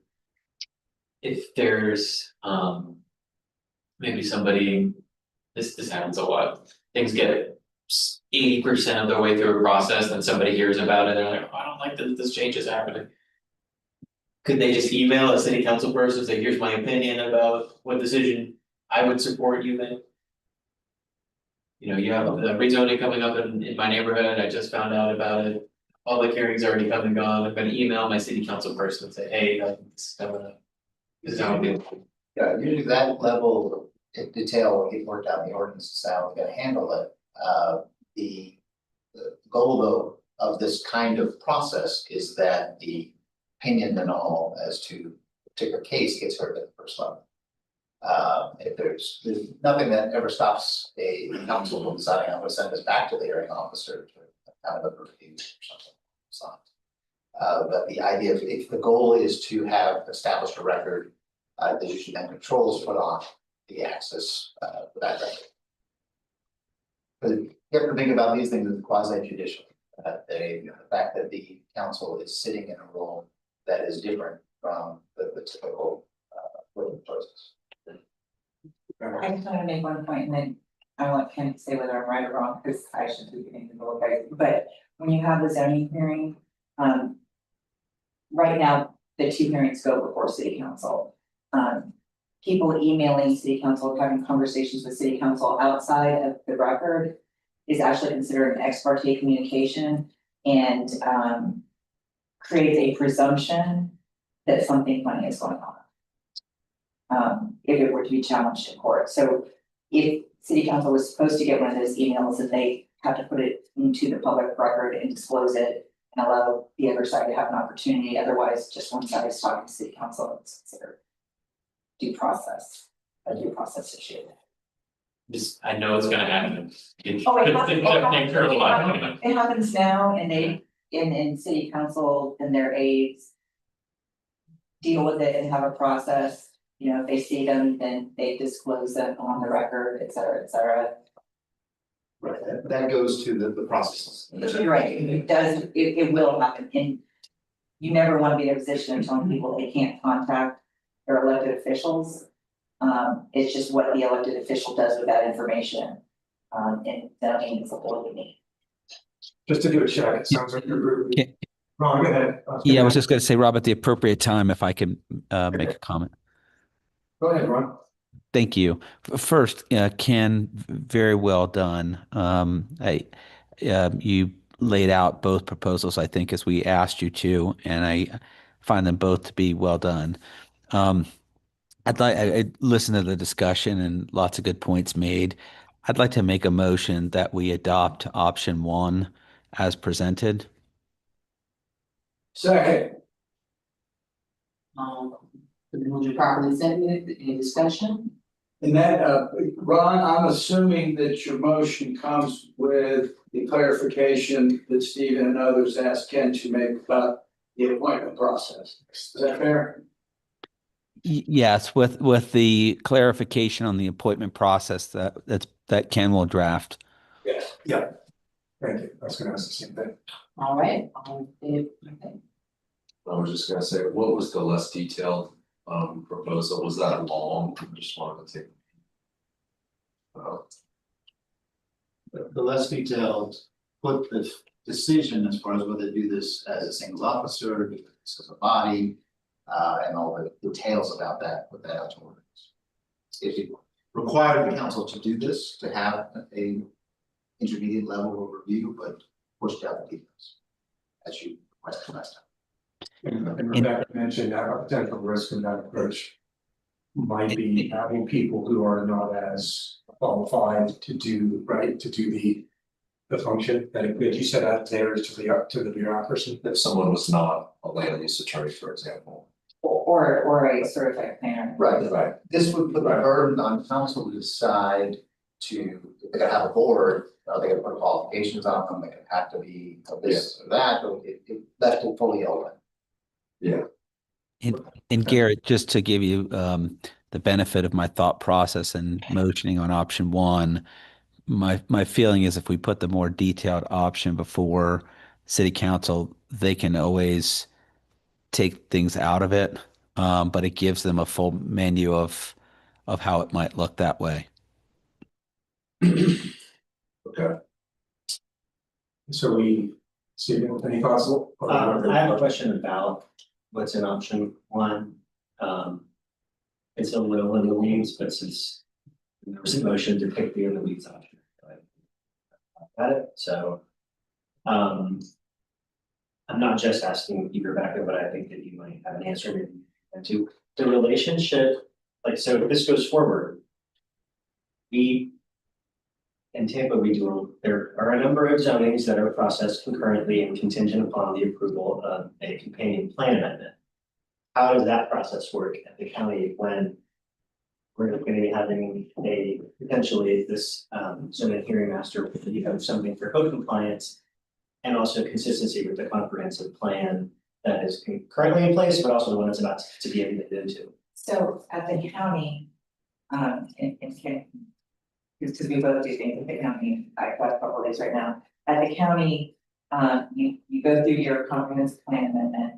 And then at some point you file your zoning. So at the end, they line up together. Okay, but I think the point that you're really asking is how do you review rezoning?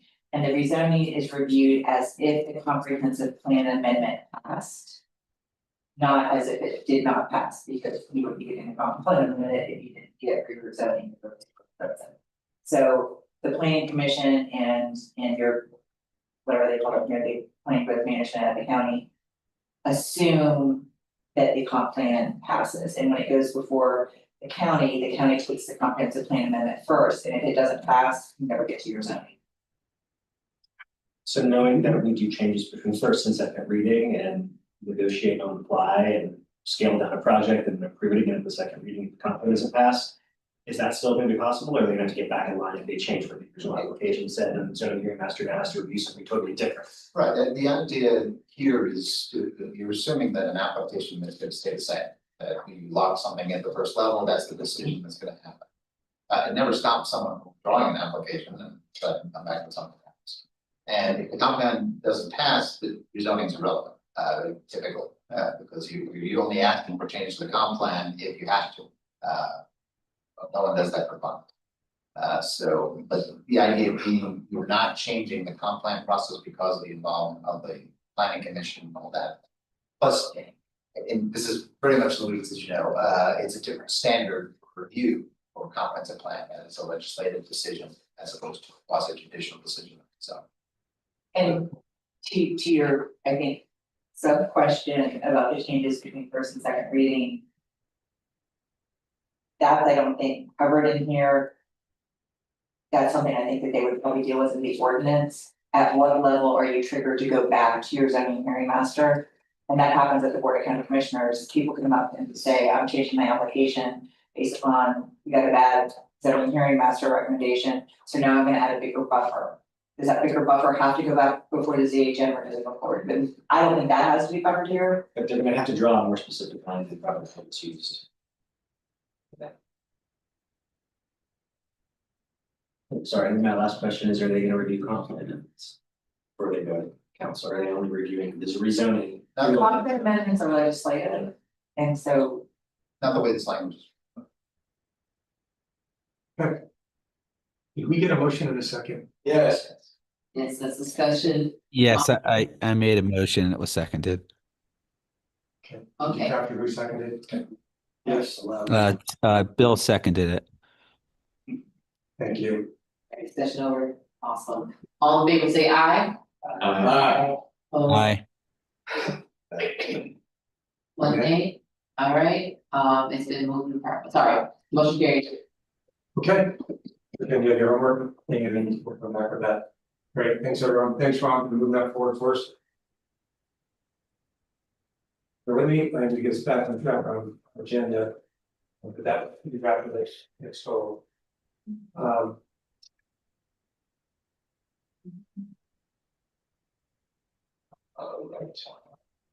Just from a drafting standpoint, what I'm gonna do is take the language as updated with the planning commission and put it in your working charter draft. So you'll see where it fits into each other. And when you do, I'll be notifying you guys, will be notified.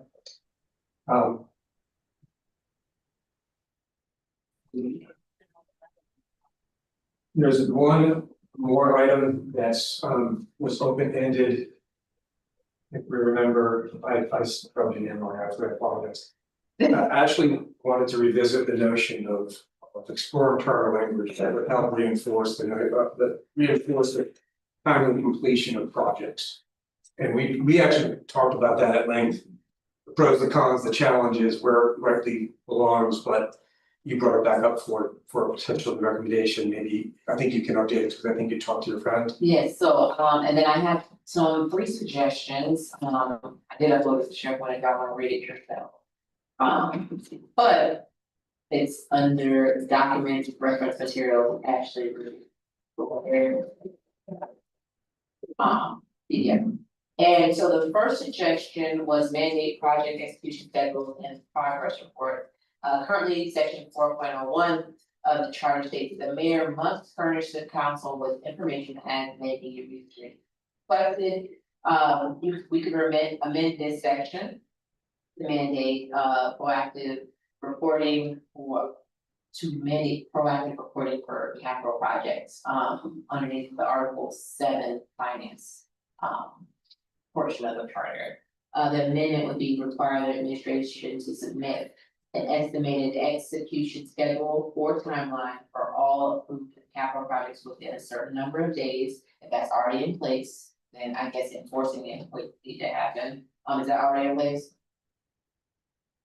In place in the charter or? As far as ethics? schedule being submitted for steps to get a project done. I wouldn't know how Tampa operates this time, of course, the charter is at a high level. But it's not in the charter at the moment. Oh, right. But an ordinance that affects that. Right. So I guess it was suggested that something be put in place in the charter, so that way, and I know you gotta take the higher level, lower level, and all stuff, whatever's going on right now is not working. So that's why I'm saying maybe we jump into the higher level where we mandate that a schedule be submitted to council, as far as production, execution of this project. And that way, the administration has to plan the project immediately without binding them to an impossible completion date by giving an estimate. You pair this with replacement requirement for the mayor to provide mandatory quarterly or biannual written progress reports to the council. Is that already happened? Again, I don't We think don't it know. does based on what we talked about, but you guys may know more about what. When you say does that happen, are you asking if there's a required submittal process or if Yes. somebody actually keeps a schedule internally? Both, Okay.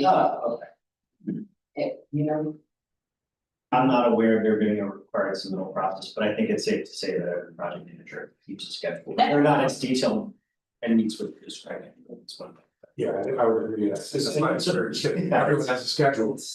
You Maybe, know, it may not be a great schedule, but Yeah, it's somebody's job to. but if the schedule changes, of course, I think what should be suggested, update would be provided if this schedule just changes. And then, you got a question? But the only thing was to add that the capital improvement program the city does manage, it is posted online, there are project by project. It sounds like you're looking for more detailed update to council. Yes. I know website was suggested to us and I showed her that website. She said, yeah, but that's not every project that the city has. Those are much bigger projects or things that are kind of medium-sized projects that aren't as high a budget. But they may not be on this map that the CIT, Yeah, those are Yeah. the big infrastructure projects typically. Stuff. right, so but anything that funding is approved for, that's the project we're talking about, you know? Because obviously they spend their time voting on a project, it's important. Automatic hearings for stalled projects, section 2.14 of the charter currently grants the council the power to conduct investigations and hold hearings regarding city affairs. We can propose an amendment to standardize this process for delayed projects. The amendment would be to trigger create a trigger requiring the mayor to appear before council for a public hearing if a budgeted project has not reached a specific phase within 12 or 18 months of budget approval. It respects the realities of the construction delays, but prevents, this is why it works. It respects the realities of construction delays, but prevents projects from sitting in silent limbo. And if there are unexpected obstacles or permitting issues, the administration simply explains them on public record, maintaining transparency. And the final is. You said in that, the mayor would be the one that would have to come to city council, would there be another option instead of having the mayor be the one to have to come in? It could be, but I shoot, I think same thing, the mayor come to every city council, like, I feel like if it was something let's get this done together, because I don't want to. So I don't know, I feel like that may be something that would be an incentive to get something done, so that I don't have to come before. I know they only usually come before for the budget. To suggest the budget or the recommendation, the budget's recommendation or whatever, but. I don't know, if that's something if they wanna send a representative, they can't send a representative, I think that's what they do anyways now, but. For the second mayor, for upcoming mayor, future mayors, I just feel like, well, I just feel like, why do we have this feeling like this person is above coming to come speak before? No, it's not, actually, my question had nothing to do with. Yeah, I know that's not how you feel, but even like coming to speak to us, it's like, well, we shouldn't ask the mayor to come, so like, no.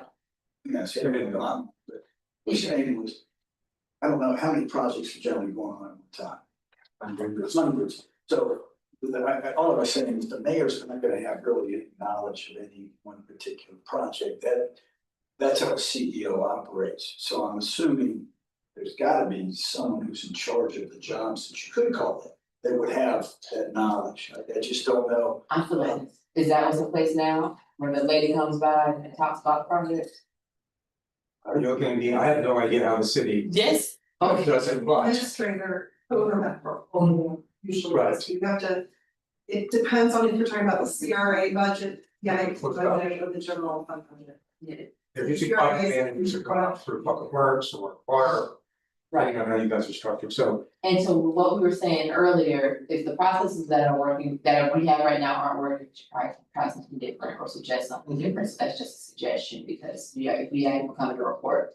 Clearly, that's not a big enough jump or impact enough to like try to move this project along. So that's why I think we had discussed maybe that being a suggestion, having the actual mayor. Explain this project, because they should know what's going on with it. In my head, yeah, I think they should. Even though it's hundreds of projects, if it's something that's being held up over a year or 18 months. Like, not saying it's behind a month or it's behind a week or something like that. I'm saying if something's held up for a significant amount of time, what's going on? Just want to make sure I got it all, if there was. Mandated execution schedule and project reports was one, I just want to make sure. Yeah. It's not right. Mandated project execution schedules and progress which was one. And I'm dropping the SharePoint, that was a PDF, it's just this suggestion. Project completion. This was had a conversation with a city staff, or former city staff member, and these were just some suggestions that we came up with. The second one, automatic hearings for stalled project, is the one I just explained, where the mayor comes. And just gives an update of what's going on with the project that's been stalled for 18 to 12 months. 3 was a lower threshold of auditing stalled projects, so currently you do supermajority. If you just make it a simple majority vote for a project that may be slow rolled, or it's not being pushed through, or it's not happening as quickly as they would like to see, the council just would like a report, an audit of what's going on with that project. And as far as verbiage. This one I threw, and I'm gonna keep a shot at it. But verbiage, it removed. Find it. The mayor shall, and here's verbiage. The mayor shall provide the city council with quarterly public reports regarding the status of all capital improvement projects exceeding an amount established by ordinance. Such reports shall include project milestones, expenditures to date, estimated completion dates, and explanations of any material delays. If a project experiences a material delay beyond its adopted implementation schedule, the mayor shall present a revised implementation plan at a public meeting of the city council. That's my total report. So normally we spend quite a bit of time talking about the topic, we have more specificity. Do you wish to proceed with a motion for this group? To have something to react to, because I think that's probably the most expedient next step. All of those things could, I don't know how prescriptive we want to get with the charter. Those are various ways you can move projects along by shining more of a light on them Yeah. and putting some rigor around structure. Yeah, one of them kind of explains how like this is kind of already in the charter as far as the council being able to initiate an investigation. But it's not happening, but as far as what I'm saying, with the charter, it's creating a trigger, so whether it's a time frame or dollar amount or something like that. And the third one about the threshold of auditing, that voting threshold, or maybe a majority instead of a super majority. Other suggestion. I mean, investigations and audits would suggest that something's really off the rails. But a predecessor to that would be what you seem to suggest, which is some structured quarterly staff reporting process, public staff reporting process. It would be public anyway. So I guess it really comes down to what do you suggest this group consider? And I don't want to jump the gun, but I think because we talked about this, we might be ready for a motion, then have discussion about that motion and refine it. Otherwise, it could be a protracted process, and I just want to make sure we get to what you want. Okay, what do we have? We have other things that may happen? What did you mention? You mentioned investigations when you first started. But were you suggesting making, an addition or subtraction to section 2.14 investigations? Because we talked about that before, and that actually was a question specific for council. So maybe we look at that section specifically to address this concern. And the word we were caught up on was legislative. So the first sentence is, in the exercise of its legislative powers, the council or any special committee thereof shall have the power to conduct investigations. And it goes on. I think we talked about, do you remove that word legislative?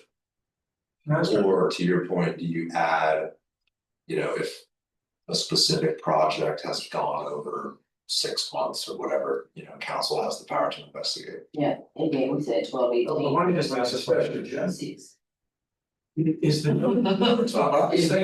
Investigate. So just tear me out on this, if the idea is that a project is so materially delayed that it's garnering attention, is that necessarily an investigation or just a staff report explaining what's happened and what corrective measures are being put in place? I think an investigation, correct me if I'm wrong, suggests, I wouldn't use the word nefarious, but suggests a different type of thing than projects, which are all often delayed for good reason. So I just want to make sure we're So practicing. you don't like the word audit and investigation? I think it's too. No, I'm just asking the question whether or not that language is meant to be used for updates on projects, which are often, and they're often good reasons, or not, and then maybe there's some recourse, but I'm I just think throwing them back. it's two different things. I think what you're describing as an update would be, like Marley said, a member of staff or a specific department coming and updating council for investigations. This is compelling witnesses, production of evidence, right? Issuing subpoenas and the power to punish for contempt, which brings up an entirely new avenue of authority, which is the reason why I think this board was hesitant to do anything in this regard. But I think an update from a particular member of staff and then investigative authority are two entirely different things. I would agree And with that. Garrett, just so I'm understanding, are you advocating one of those approaches? Sorry, Ron and Bill are both going at the same time. No, Ron, one sec, Bill is going just a second ahead of you, then we'll go to you. Good. Then the provision you read, I think, is completely separate than what Ashley's talking about. That is for something very different than the way projects. Well, I think. what are you hearing is different? Which. No, you mentioned 2.14. Yeah. 2.14, right, I'm saying, that doesn't seem like that fits with the idea of delaying projects. That's subpoenaing witnesses, that's something I think a lot different than what, even if they're, good or bad reason, for the delay. I think you can accomplish what Ashley's concerned with, which I think is just making certain projects move as they should move, and if not, there needs to be an explanation why. That deals with subpoenas, that deals with contempt, that deals with a lot more than I think what you're, maybe I'm wrong, but I don't. I think that we tapped into the investigations section because it does deal with subpoenas and it requires you to come explain what's going on with this project. Can city council compel anyone, help me out here, the city council compel this employee to come in and talk? Councilman request a report on something. Right. The difference here, and what I'm hearing is you're mandating a set of reporting requirements, a set of processes in the charter, as opposed to the broader legislative investigative power. That's what I was hearing. Yeah, I think Ron, you were about to ask something, if I was advocating for this one. Yeah. And the answer. Thanks, Garrett. Yeah. Go ahead. I that's what I was at. You had laid out a few different options in explaining something, and I was asking if you were leaning in one of those directions or advocating for one of those. What I was saying is this body has discussed this investigative authority in section 2.14 before, and if I remember correctly, the consensus was removing the word legislative power and giving council that super broad authority for subpoena power was a little too crazy, I think, for the board. I wasn't advocating one way or the other.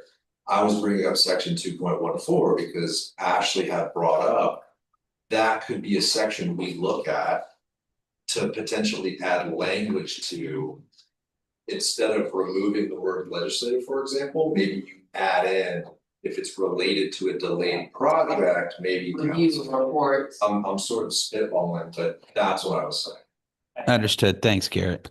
Yeah. Great, Steve. I respect the idea. I think it's getting a little bit beyond. What I would read is maybe even your intent, Ashley, which is that. Starting to tip the scales and has what power. I think this actually is something that belongs more so in the section of the chart of the budget, because that is squarely within their oversight authority, and they are asked to weigh in on the use of the residual funds reported in March every year that as part of the fund balance. And I think that's the time that they need to understand if something was budgeted 18 months ago and hasn't been acted upon, but then they can reallocate the funds. Right. I don't think it should be, I mean, I'm taking a step back, I don't think this should be like this huge added duty that not everybody has to submit a monthly report and all that stuff. I think if we're just focused on accountability and does council have the information they need about status of projects to decide, is the money just going to waste sitting on that project, or should it be moved? It should occur in the spring when the fund balance is reported, because that's when they actually have a second at the output. Okay, well, that was, thank you. That first option is adding a subsection under Article 7 finance.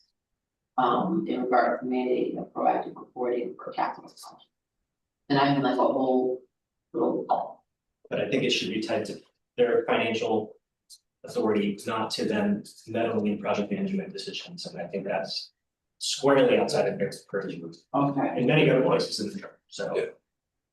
So how do we make it within their purview? If I say you can spend money on something and it doesn't get spent, like I feel like then that's my business. If I give you money to go spend money at the ice cream truck, the money doesn't get spent at the ice cream truck, but you still got this money in your room. Well, Like, remember the other thing we talked about was even if there was something in the charter that said, you know, a road paving project has to be done within 18 months, well, what if it's not done?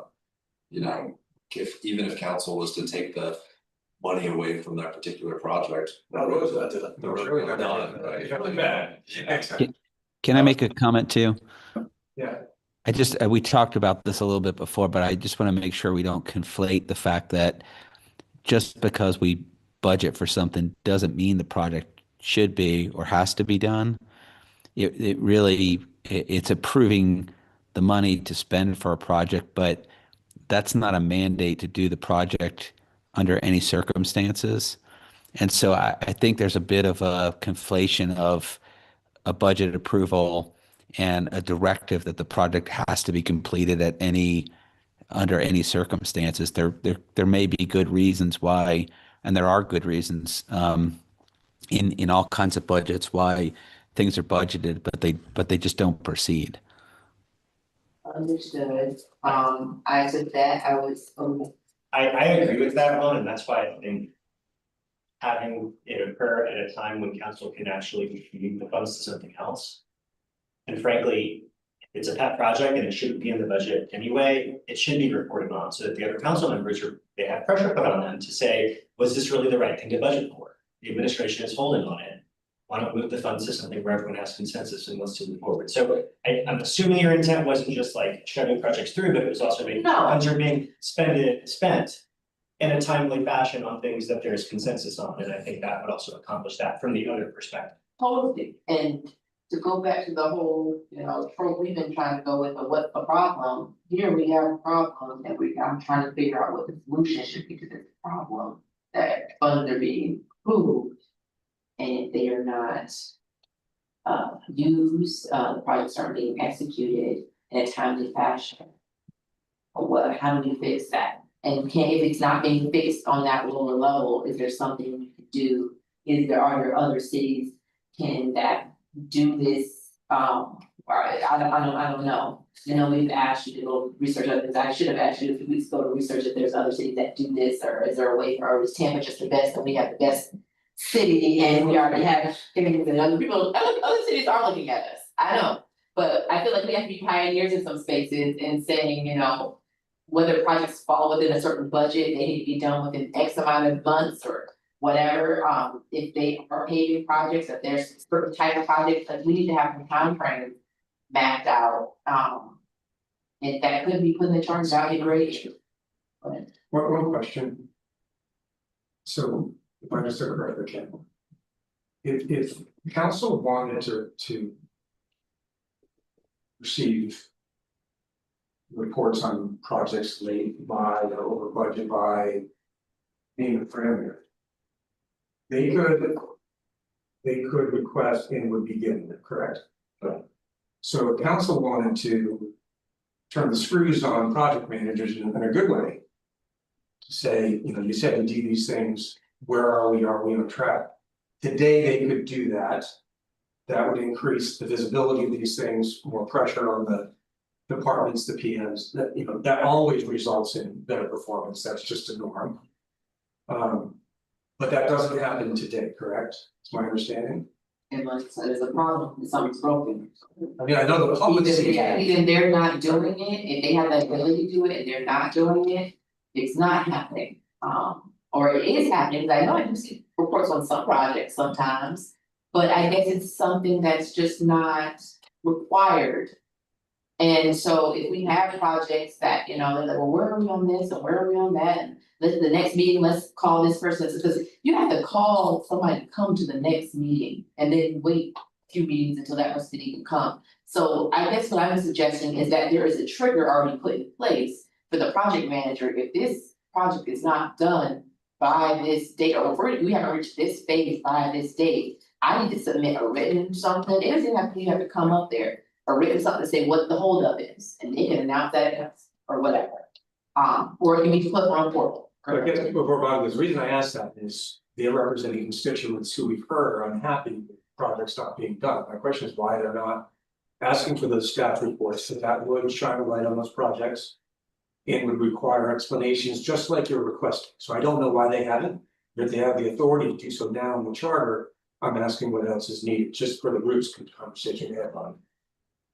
And yeah, when we talked about this the first time, that was kind of my original hang up, so just ask for what you want to hear from the staff, but it's, Stephen, you tied it in a way, I kind of digest this all at once and kind of read through it and listen to everybody. But I think you tied it in a way to the charter through the budgeting process. Can you say that again, just so I can work that in and try to multitask here and just. Yeah, I mean, I think this is DOA unless we find a way to tie it back to what their job currently is. And that is to make sure, I mean, to budget for projects.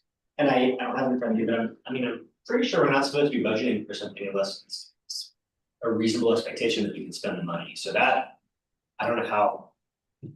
There's clearly a disconnect if the perception is that we're not doing that.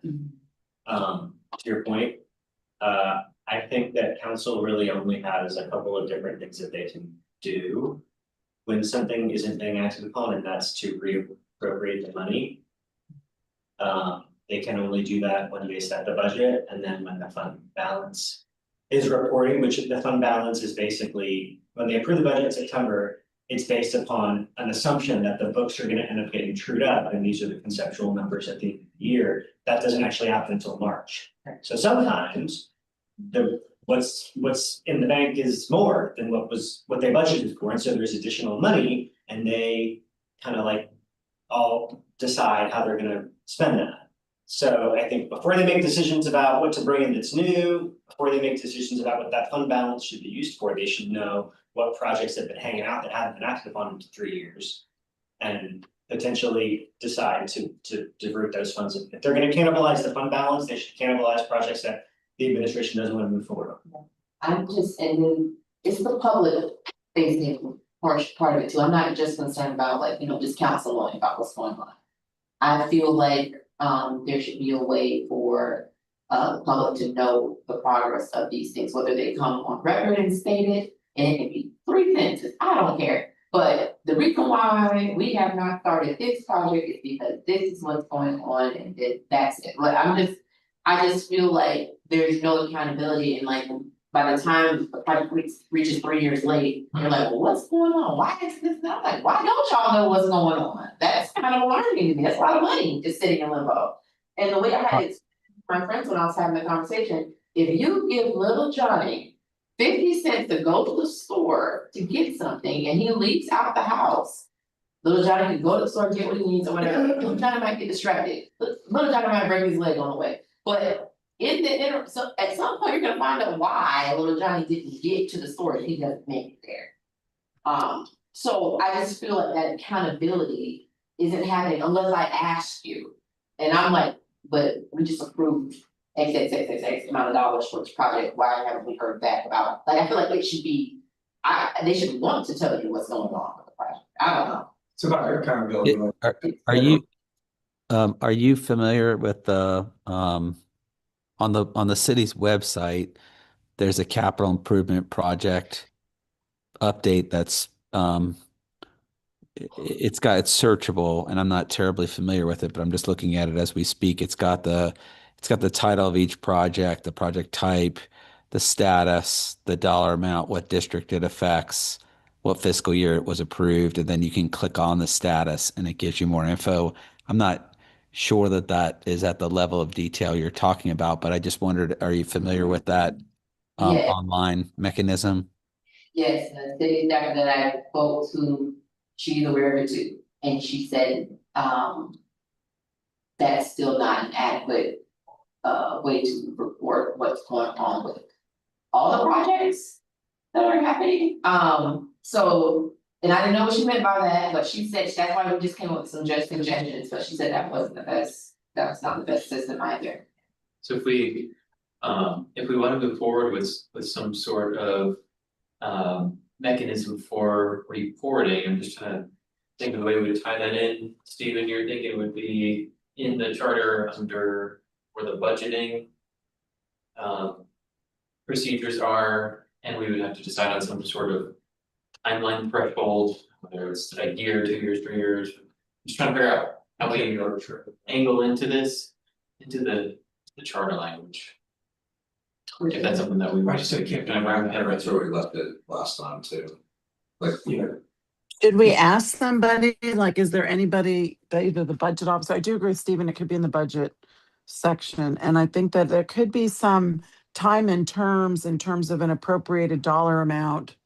I think Ashley's just looking for more than just, you have to report on it. There has to be some action. And And I don't know. I mean, I don't know how other cities handle this, but I think it's, and I don't know. I don't have enough of a understanding of what volume of the budget ends up in these protracted, unresolved projects. So I don't know. We either should ask the budget officer or somebody to come back to us with language. What we're trying to do is put more meat in their responsibility of fiscal management for project appropriated dollars. That's what it sounds like to me. But I think, Kathleen, there's a presumption in that there are unjustified, protracted projects. I'm sure that things are delayed, right? But an outdoor construction project could be delayed from weather. It could be materials. Oh, there's unavailable. 1,000 reasons. I mean, I've been in Yeah. construction for 30 years, so I'm not. Yeah, and yeah, it's no, not I know. But I do think that if there's a reportability in more than that, there's going to be an action taken if you don't get a defined, whatever, resolution. I don't know how big the problem is, I guess, and what we're trying to solve, and what percentage of the budget is in this limbo area. Is it 2%? Is it 10%? Is it 1%? And this is, I guess, a question for Ashley.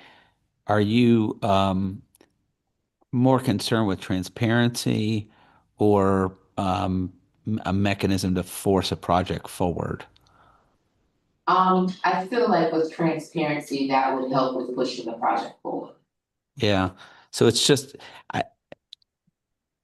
understand. So the question you're raising is, how do we give the public and others within the city who want the information? Well, in the neighborhoods that are waiting for these projects and then they don't get done, like rational, reasons for the delay. That's explained and that's understood. I get that. Yeah, I don't, Yeah, it raises the question is it a charter amendment or is it a operational issue? And it does But seem like it might seem like there might be a language, like a sentence you could put in the budget sections, to Stephen's earlier point, that, somehow defines an action that is not a subpoena, but as some reportable action on a delay over a certain period of time. yeah, I mean, I think setting a dollar amount at this moment in time is tricky because some projects that are of low dollar amount are of high value. And I don't just want to assume that we're only looking at the big stuff. Right. I think big stuff actually gets over-reported on and the medium to small stuff gets under-reported. But just for context, since I don't know that we're gonna end this tonight, but I'm just gonna throw this out there. If anybody isn't clear on like what types of projects aren't being acted upon, just Google it. Because plenty of the council members have been speaking out about that recently. One big include Spira trying to get power stations done since he got on council. So I think if you're curious about the examples, go look them up. I don't think it's a huge dollar amount number, but that's one fire station is one fire station. It's very important to that community. So it's just right. And I'm really talking about performance at the end of the day. And how getting projects done is just one measure that you would hold the administration to in the delivery of services and projects and everything else.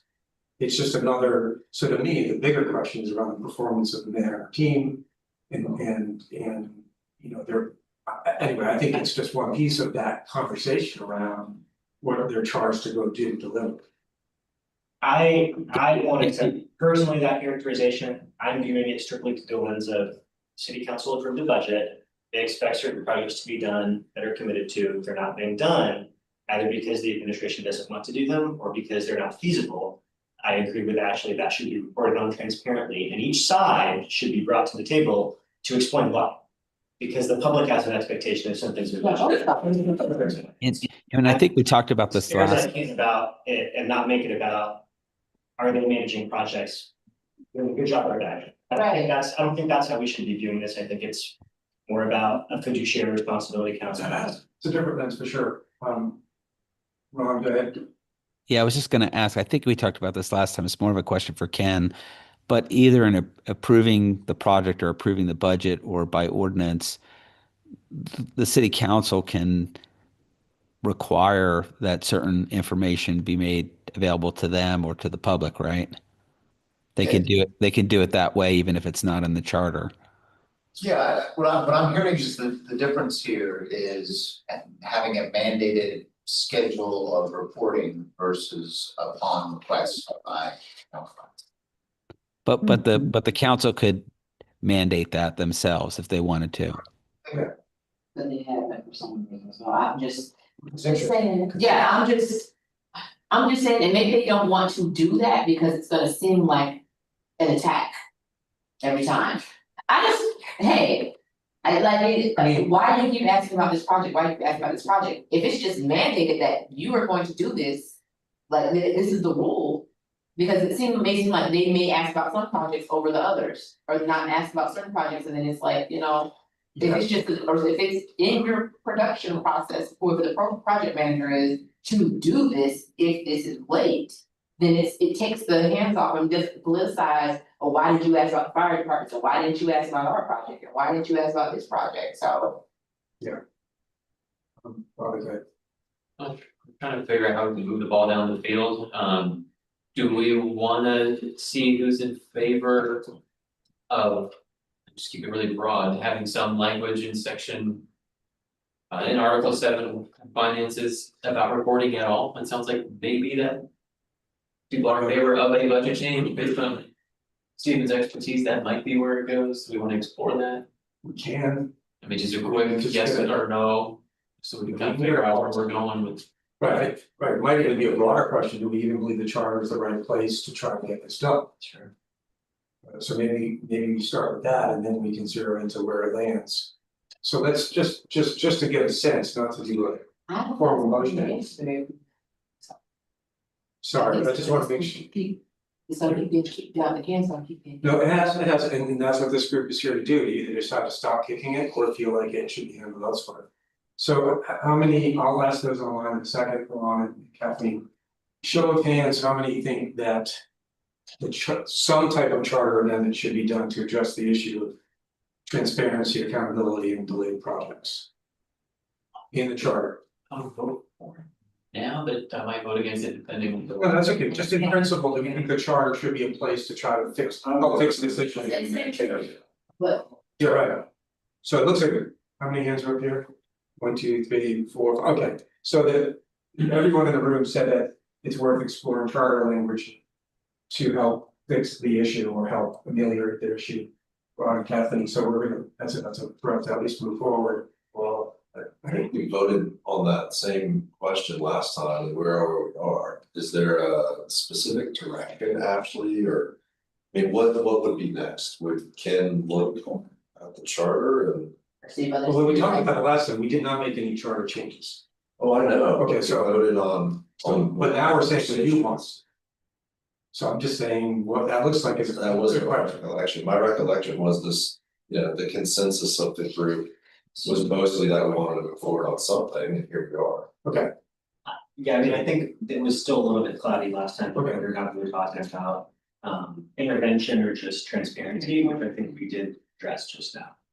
So now that, And we don't wanna do intervention, we don't wanna force it, but I think some transparency is necessary in order to try to just shine a light. So that way it may be some type of push for things to move forward. so maybe if instead it's a research task into what other cities do when it comes to reporting on the status of previously budgeted projects.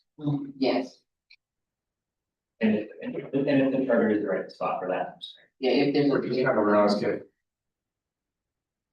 I don't have anything said for us, I just want to put on record that I'm not clear what a project is. Apparently, it's something smaller than a capital improvement project, because that is like defined in all capital letters. But is it every line item budget in the budget? I don't understand the legal. So I'm having a hard time. It's a good question. But I am all about transparency, and if it is, and I'm all about like, if this information is everywhere, how hard is it to get it somewhere that everyone can go look at it and not have to try and like call people and not get return from, whatever. Like if we can get, if everyone has it and it's just talking about putting it somewhere, and somehow that's not happening and it takes a charter change, I would probably support that, but I'm really not even sure what. I have a fundamental gap of understanding of what we're talking about, but I'm happy to vote to move it forward, we don't have to beat that dead horse tonight, I just What do want. we need to Everyone advance? can learn this, at some point, I'm gonna Yeah. get clarification. So maybe you need, do we need research on this? What are the next steps? Because I have to reserve 15 minutes for your business tonight. So is the fire, you put me at the end. The fire department, You'll be right at the beginning of it. the fire department, is that a capital or is that medium size? The fire station example, the capital items, That would be capital, like that, so that would be. Yeah. road work, streets. Yeah, paving was in council's question. You know, Specifically. so there's. But I agree, this does blend into like things councils asked for that haven't been acted upon, I think we should be very specific about asking. So I should ask council members, what are some examples of medium? That can be their research and ask them. I mean, we could, I don't know where you get there. I mean, this came about, I think, public interest, right? And it's. So it was a council I question. think the question is whether we ask Ken to look at what other cities do on things that their council has set aside money for. And see, you know, whether the checks to get it along the way, and then, you know, at least we'll have an idea of what other cities do. Right. And we can make a decision based on that. So I can take a look and see if there's any language covering this issue. Right, and if there's not, we need to be pioneers. I mean, I would throw out if the administration has any suggested language and I'd be interested in hearing how.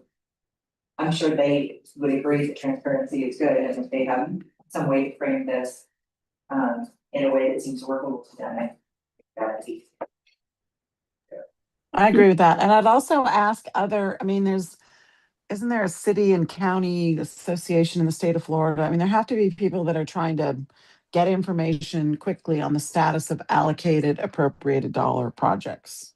So there might be some input we can get from them in terms of what is more than just sort of hoping that they report back. Like, what are other steps to encourage more active reporting? I want to make sure I understand that the request is expanded or not. So Ken's gonna check other charters, the language around transparency of project, on time project delivery. Rebecca, did you add to that request? If the administration wanted to suggest some language with some parameters, that something that would be workable on their end, it'd be interesting to hear. That's the administration for charter language, is that I'm thinking? Yes, parameters, anything they wanted to. And this would be in the budget section, you're thinking, Rebecca? Well, Stephen was thinking budget and I don't have. Yeah, I was thinking budget. Same question, to the city council too. Sure, like, I mean, the administration would be the one like providing it, so that's what I was thinking, like. I have some thoughts of what's Like a dollar amount. or- yeah, or like what's feasible or, you know. I don't know, Yeah, maybe some help understanding precisely what we're asking for, so we know what we need. anyone can give suggestions. Right. I mean, if it's just raw input around the topic, that's fine, I can do that, right, Steve? Yeah, I was just gonna say, I think that the administration asked us to look at the CIP viewer, and I think Ron, you brought that up and we never really dealt with it. I think that the CIP viewer is a communication tool that just presents the adopted CIP, which is not necessarily what we're asking. I think what we're asking more is about how the CIP changes from year to year. And are some projects getting on and staying on and not actually progressing forward in their development process. So if the same project is budgeted for design for 5 years in a row, it's gonna look like, yeah, every time you look at the CIP viewer, oh, it's in design, but really it's not, because budgeted for design and never actually moved forward. So I don't think the CIP viewer actually answers the question that you're asking about if a project has been sitting on design for too long. I think we more or less concluded it's helpful, but not enough. But what are we asking? Are we just asking, what are we asking administration for precisely? Are we just asking for them for ideas on ways to improve this? Are we asking them for their opinion of the issue? Are we asking for language? I'm the one asking, so I need to Can hear. we do the research first and then ask the administration? Because I agree with you, I wanna know what they have to say, I just don't want what they have to say to print whatever Ken wants. Is that okay? So Ken can do the research? We'll decide next time? Okay, so. And then let me just ask, as Ken does that research, what I would particularly like to know is when we look at other cities, do they have something in their charter? Not necessarily what are their policies and process. If other people want to see that other stuff too, great. But specifically anything that's in a charter of another city. Yeah, agree on that's the language I got to. That's Okay. But we need to be pioneers, so we can't wait for this, okay, that's it. I skipped the slide I'll about. tell you, we didn't discuss their questions, actually. So just in terms of timetable, I know many of you asked, are we almost done, are we almost done? It all depends on what you guys want, and I follow your lead on this. We're certainly not done tonight, and we probably, or maybe may not be done next week. It really depends on if we get to the point where, like, let's say Ken comes back with that language around the hearing master and we bless it, right? It's really running the ground every single item we're talking about. And we're getting close to with this new issue. This is a new one. This could occupy a bunch of time next week. We'll see how that goes. And all I can say is we'll play it by ear as to when we'll be done. And eventually we run out of time. We're getting there, actually. We're getting close to that. Really was hoping end of August we would be done. And there's also time needed to assemble the final report, which I'd like your input on around things like lessons learned, how we can do better next time. So All I can tell you is the owner destined here around the phone tables, we're just here to support you, Ken and I. I would like to open the floor to new business for about 10-15 minutes. I think some folks would like to raise some issues, now's the time, and open it up. Question, did we talk about the evening meetings? Did we talk about that already? The request for evening meetings? We can. Yeah, we have a recommendation around maximizing public opportunity to participate in government.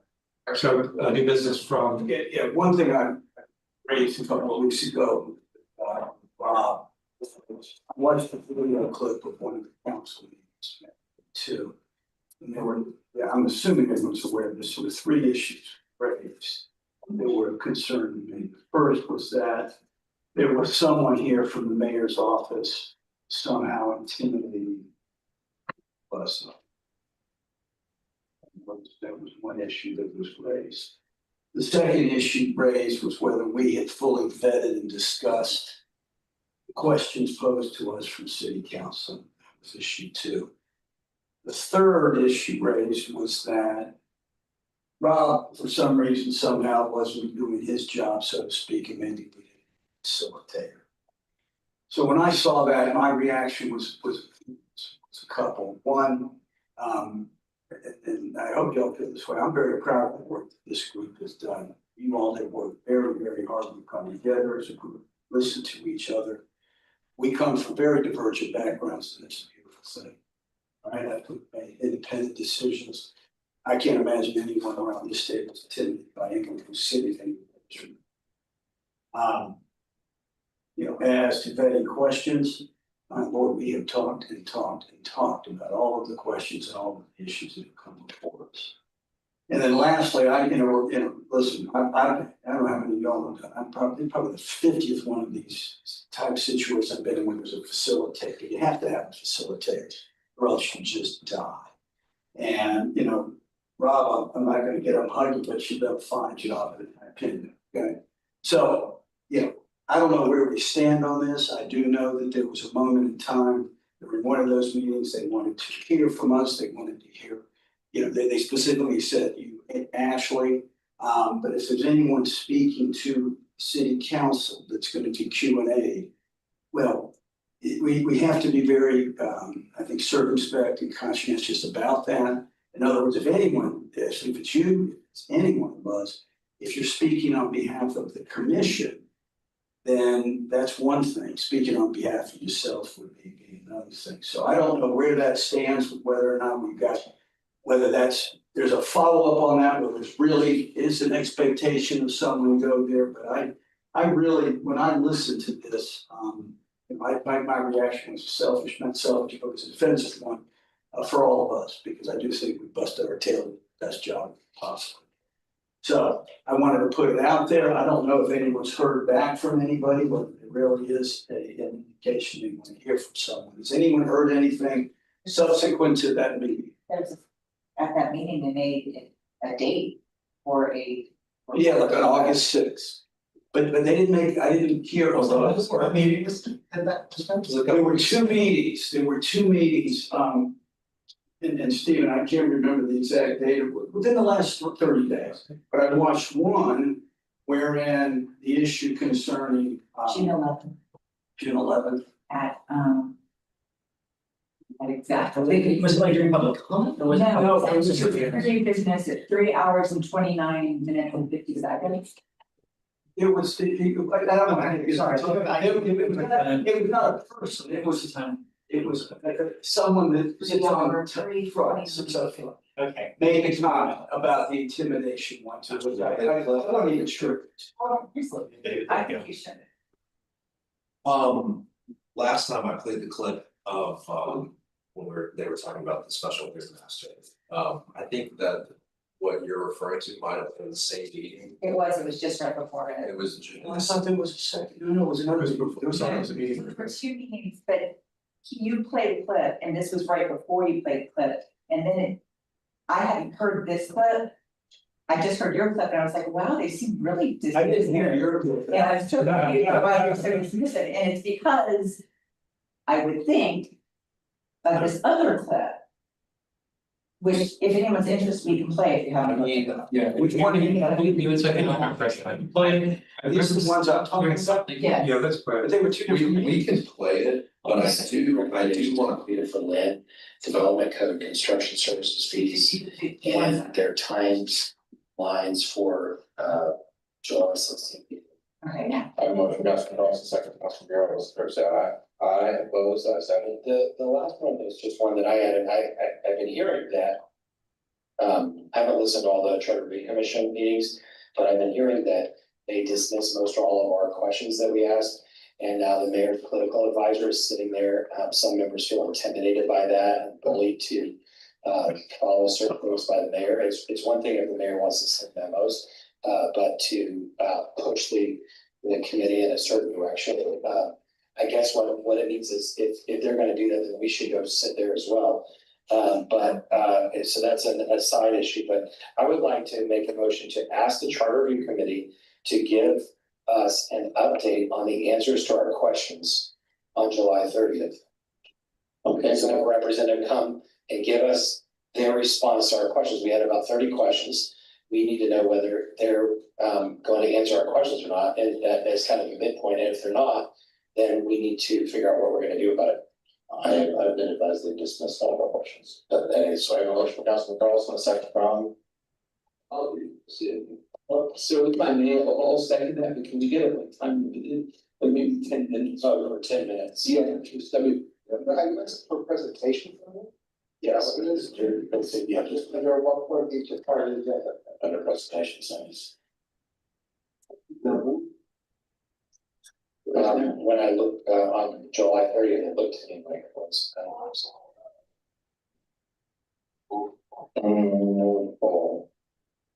It's a budget.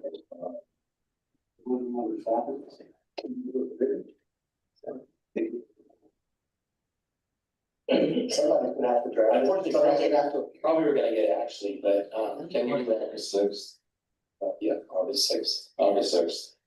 Okay, they make a motion, Councilman Carlson, for August 6th for the charter review committee. I say, by the way, I said unfortunately, actually, because I think she's someone who wants to follow the questions. And there are others who disagree. It would be better if the ones who disagree would come in and tell us why. But anyway.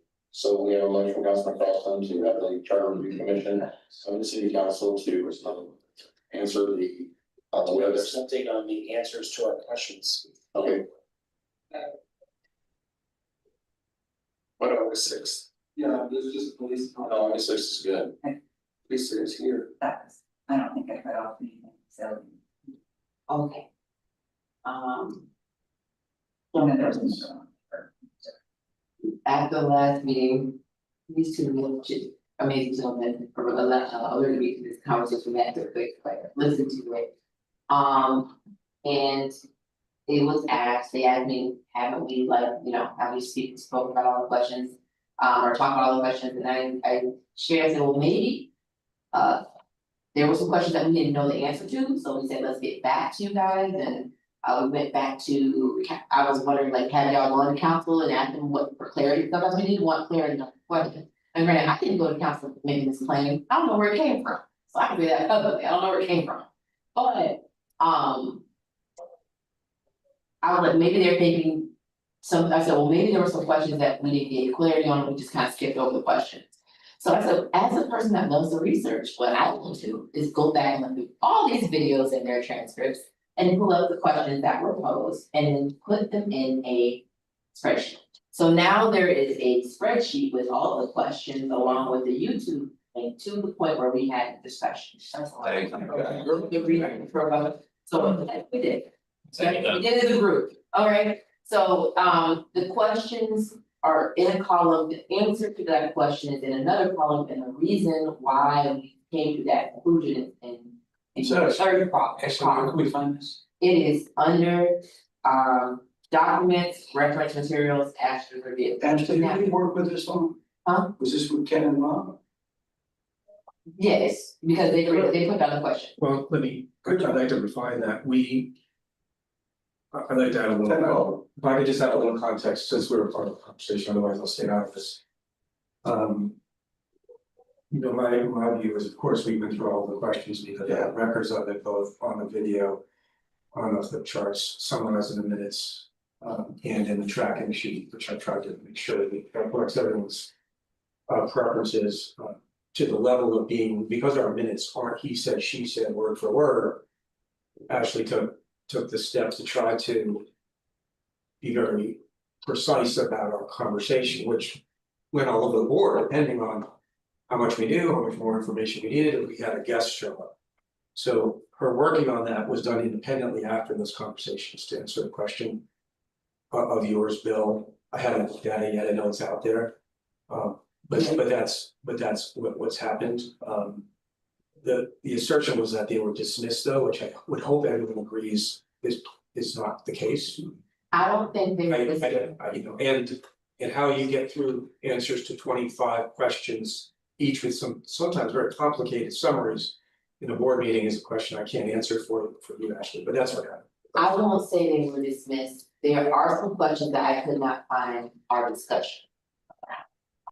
So just in transparency, yes, we did answer a lot of questions, but there were some questions that I thought that weren't on that question column. So I don't know if they got rolled into something else or something like that. Did you leave, Ashley, did you leave if there was a question you didn't believe wasn't, if you believe wasn't answered, is that listed too? Is every single one of the questions, do we all have that? Yes. So we should all review that, make sure we agree with that. And Ken or Rob, you know, do you, like five? Five unanswered ones. That I did not find like the. 5 of 30, correct? And then maybe we can get to the bottom of whether they were, we'll look at them, right? We're gonna do our job, we're gonna look at them, maybe they were rolled up in something else, or maybe they're out there. We'll get to the bottom of those 5. If there are 5 that weren't answered, I think we could all say, well, then if we miss something, then we will roll up our sleeves and we will answer the question. Okay, and then the next part, sorry. Yeah,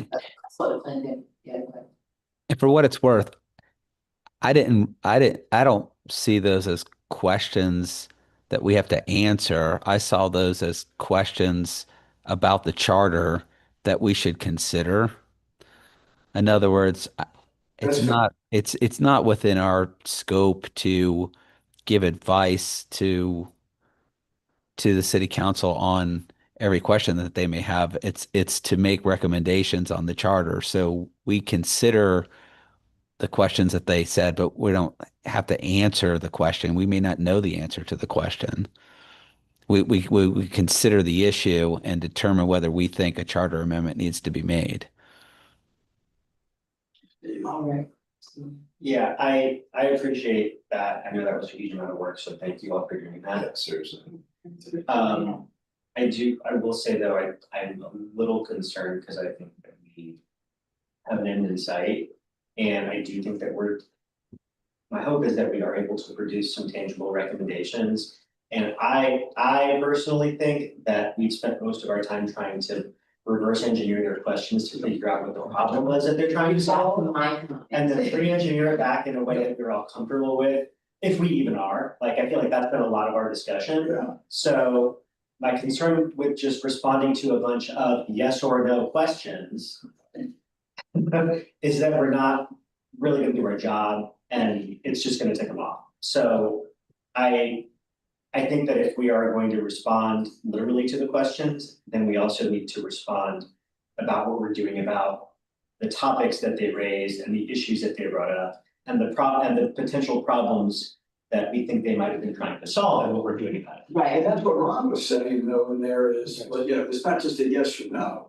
We consider, I think, on most all of these, I don't think we just answer the question, I think we debate it seriously. Why is it that you would have this? What, you know, okay, that was the question, we took it as, let's evaluate, get to the bottom of it. I think that whatever we do here has to come with a recommendation saying in the future, questions need to be put in context in terms of who's asking them and what is the specific or some specific examples of why this is an issue that's. So you come to the part that was my comment, so I spoke to Clinton and I love all of them, I don't have issues with anybody. But what I explained to them is when you pose questions to us, we're gonna have a discussion. We don't know what the problem is. We're not in your space. You could say, we want 8 parking spots along Kennedy instead of 6. We're like, there's no problem. People are parking, it's not an issue, but you have all these. You have these documentation as to why there should be 8 instead of 6. I feel like what should happen instead of questions, maybe give us a suggestion for verbiage or what it should say or what should be added. And then I wouldn't have taken offense. I think they thought we would have taken offense to that as you're telling me what to put. We're not professional. We don't work in the city. We don't know all the inner workings. Some of you may have some city experience and stuff, but I don't. So like, I don't know all the things that are going on or why, who's coming to you and complaining. But just to make it short, I just think, and when I spoke to Clinton, I told him, I think what would have helped is if you guys gave us recommendations rather than questions, because we're gonna have a discussion and it may work out for or against your favor or whatever, just not materializing into anything. It was also, discussed and Rob corrected me, about the fact that there was a suggestion that was put forward. I guess the mayor wrote the memo about the what's the word I'm looking for? The process of us having the appointment versus the something else. It wasn't unsolicited. Yes. Right, it wasn't unsolicited, it was an action for us to collect more information about our decision. Right, we asked for it, so when I had that conversation with him, he explained, Rob explained to me that wasn't something that was just sent to us, it was something that we asked for. So I guess my thing is, maybe for all of these questions, we should pose it back at them and say, where do you want this in the charter? But now we're at the end. Whoa, can I? No. Now we're at the end. So, No, actually, no, I just wanna make a comment, I wanna get to Stephen's body. So that you know, my view of the questions is very much, and if I missed 5, I'd be surprised, but I've been wrong before, it won't be the last time. I shouldn't find. But was more in line with what Ron said. And in my mind, what the council would get would be, we talk about questions, if they result in a charter language recommendation, we proceed with that. If they didn't, we capture the conversation, move on, we answer a yes or no, and move on. And again, in the absence of knowing what problems we were trying to fix, if you remember, we have, and I have most of this tracked. We were asking for more information repeatedly around these things to understand. Whether it was the chair coming, whether it was the CFO arriving, whether it was the planning commission, and some of that was probably just pure charter of you guys being interested in it. A lot of it was prompted by questions. We just didn't understand the underlying issues around. But for your benefit, in my mind, those questions were kind of guideposts, and if they led us toward a recommendation, we did it. And if they didn't, we completed the conversation, recorded our response, and moved on. So just letting you know how I did it. Bobby and then Stephen. Okay, so operationally, what do we do from here?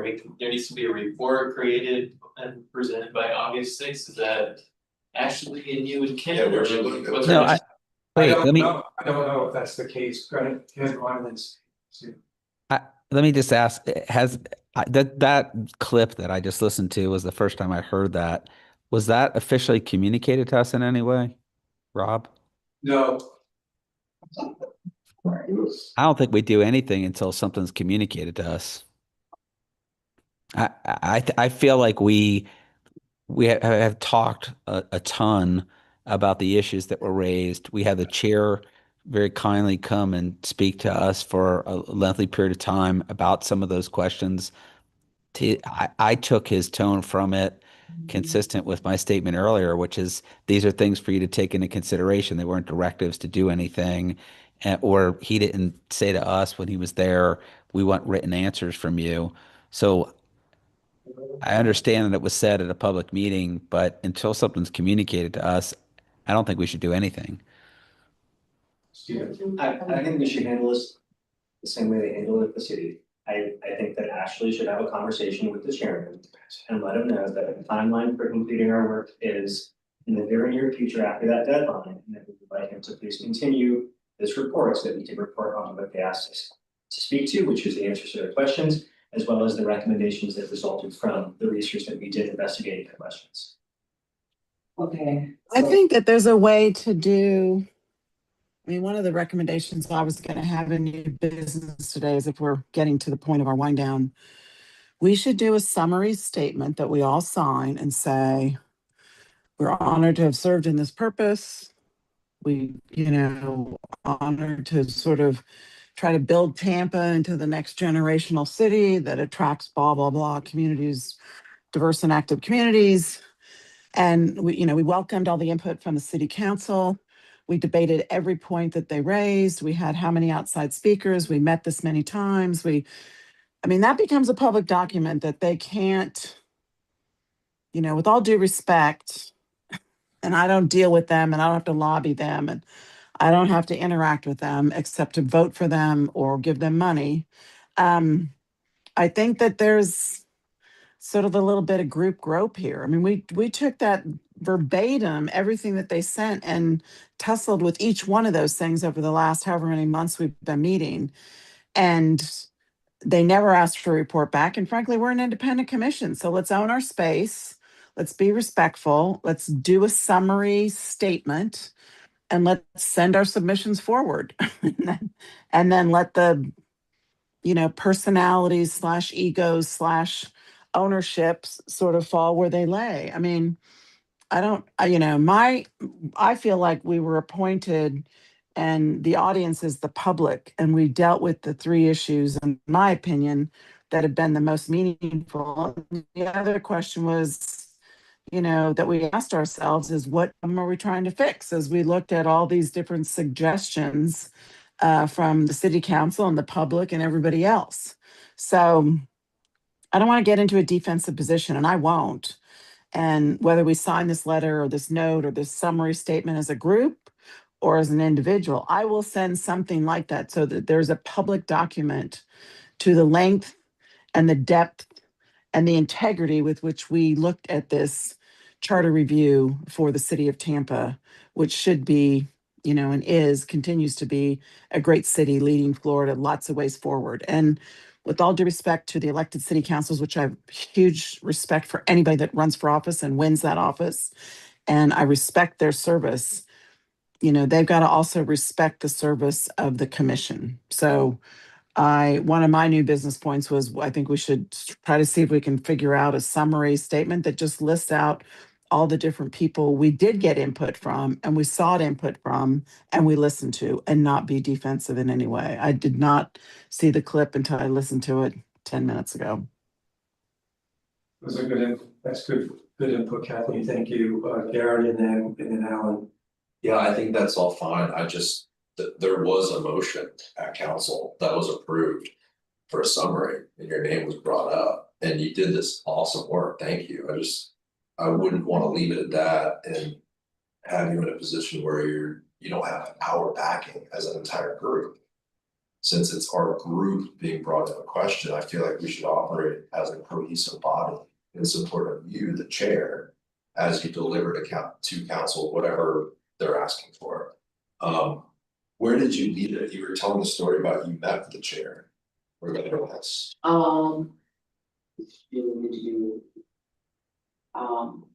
Has he seen this yet? No, I put it in share. It's SharePoint, it's on. Well, it's Are not. they looking for just a presentation? Are they looking Blow by blow. to blow by blow, put you up there and go through Q&A? Yes, what are they going with? The thing was, I know we discussed all the questions, so in my head, I was like, okay, we're just gonna put something together to basically show. This was the answer and this is why we came to that. I did not dismiss Carlin's concern about whether we went through all the questions, because I was like, I don't know, I'm not gonna complain, so let's put all the questions down and see. When I spoke to Clinton, his concern was that the only thing that we agreed to was the recommendation of the mayor, and that's what told me that wasn't unsolicited. We asked for that recommendation. Remember, it wasn't a recommendation, it was more information related to how the last charter change affected fire. wasn't a recommendation, I just wanted to be accurate, it was contextual. As we wanted more information, we wanted more real, like we talked about the pros and cons and what it meant to be hired and nominated, and we said, why don't we find out? But it wouldn't matter, it wouldn't matter. Quite the- We reached the conclusion we thought was the right conclusion on each and every issue we addressed, period, end of story. Really. That's why I feel the amended charter that we're going to present is the work product that speaks for itself. I mean, we did what we were asked to do, which is consider those issues and voted on them. And I thought, Yeah, we did a we're thoughtful review, a very very thoughtful, proud of substantive review. what this group did. I mean, these are public meetings. Everything we said is recorded. Thank God they're public. Let's go back and refresh. Remember who didn't want them to be public. And don't get me wrong. I want to be clear. I'm not saying we'd be dismissive of what city council's asked. To the contrary, what I'm saying is I think that they will see when we produce the work product that we did vet those things. I mean, again, we did talk to the chair at length as a group, and we looked at what the city asked us to look at, and we came up with a work product that was come about honestly as a debate amongst this group. I don't think we should try to explain it in a written document, because I also think if we do that, it's gonna, each one of us is gonna wordsmith it, and I just don't, the work product for our group is the proposed charter amendments. Thank you, Ron. I'll echo the sentiment that us agreeing on precisely what we discussed for each question. August 6th needs to be 2027 if we're to get that done. It will take a long time. I'm here for the duration, but let's be practical about it. I think that will be a difficult thing to coalesce around the next student. I do believe that we received a specific request from the administration to change the charter back regarding the appointment process, and we agreed to it. It's very early on. So it was a recommendation, I'm just. Okay. It was. Yeah, I think that we're getting a little bit caught up in the fact that it's going into silly season and we all knew this was gonna happen anyway. I don't think we should get too dramatic about it. I think we should treat them like adults.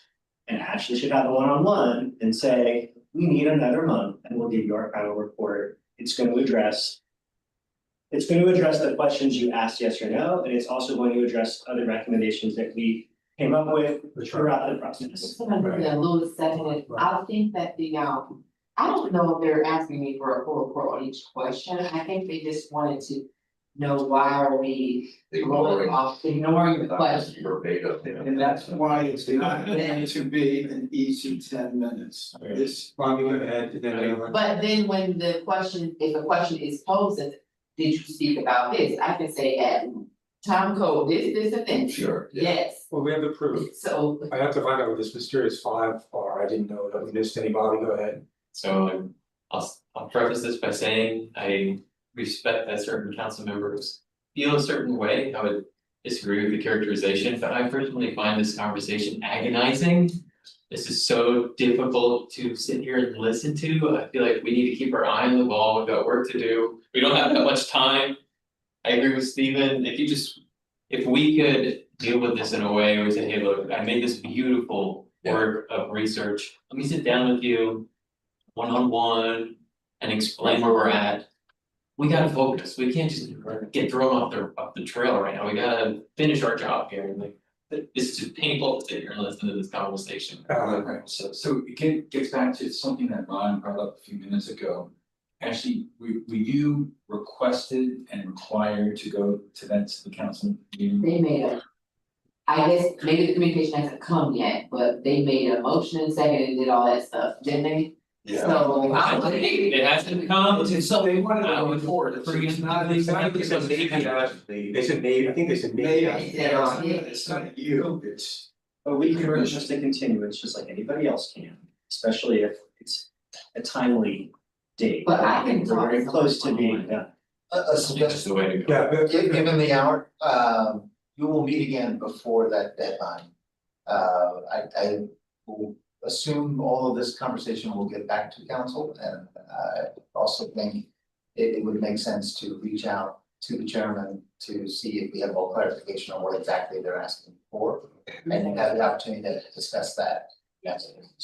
Okay, And I think if they want, actually, I think that it's, not sure that it's appropriate for them to ask you to speak on behalf of the group. I mean, honestly, if anyone's going to go and Yeah. present substantively the changes, Ken is our counsel and can do that. Ken, I don't mean to put you on the hot seat, but there's, these are, if they want to ask you actually about process or something and you want to talk to them, then certainly have at it. I have relationships with a lot of council members and I've talked to them along the way about things. I'm sure many of you have as well. But I think we should be careful too of them putting you on the spot to explain why something didn't happen, because we all have a plurality of views. If there's a no vote on something, if there's 9 votes, we may have 9 different reasons why we voted no. And I think it's unfair to ask you as an individual to substantively talk about the substance of it as opposed to the process, if that makes some sense. Yeah, report Ken. yeah, I'm That's gonna, where it's gonna, that's, I will call him and, I'll call him and, yeah. let him know what we discussed. Are we able to send this to them yet? Probably what? Able to send this to, I would not say, we haven't even looked at it. I think we should wait, I think you should ask for it to be continued. okay, I think it might be good to talk about when we think we're gonna be done before we leave tonight, so that you know what to ask for in terms of the timeline. But I think that should get submitted at some point. I'm not saying no, it's just, I think we should wait till we finish, you clear our vote. But we all should read it. no, okay. Start of them being done, like I said earlier, Stephen, it's hard because we end up digging further into something which we it's here to do. Our deadline, I think if we pushed it, would be the September 17th. I was really hoping, honestly, we would hopefully be done for August. I don't even know if that's the case anymore. But we've got another meeting this month and 2 in August. And honestly, we need some time to compile this, and I want to make sure we all have a chance to see those things. That you reviewed them, that when we add things like lessons learned, as Alan mentioned. I get your input on the process as much as the content as well. That's a really nice package. So, and that's gonna take a few weeks minimum anyway. So, How much did we change? We changed a lot what do you mean? in the charter? Well, I think everyone knows everything's documented, everything's highlighted, all the changes we've agreed to are already there and. Not verbiage.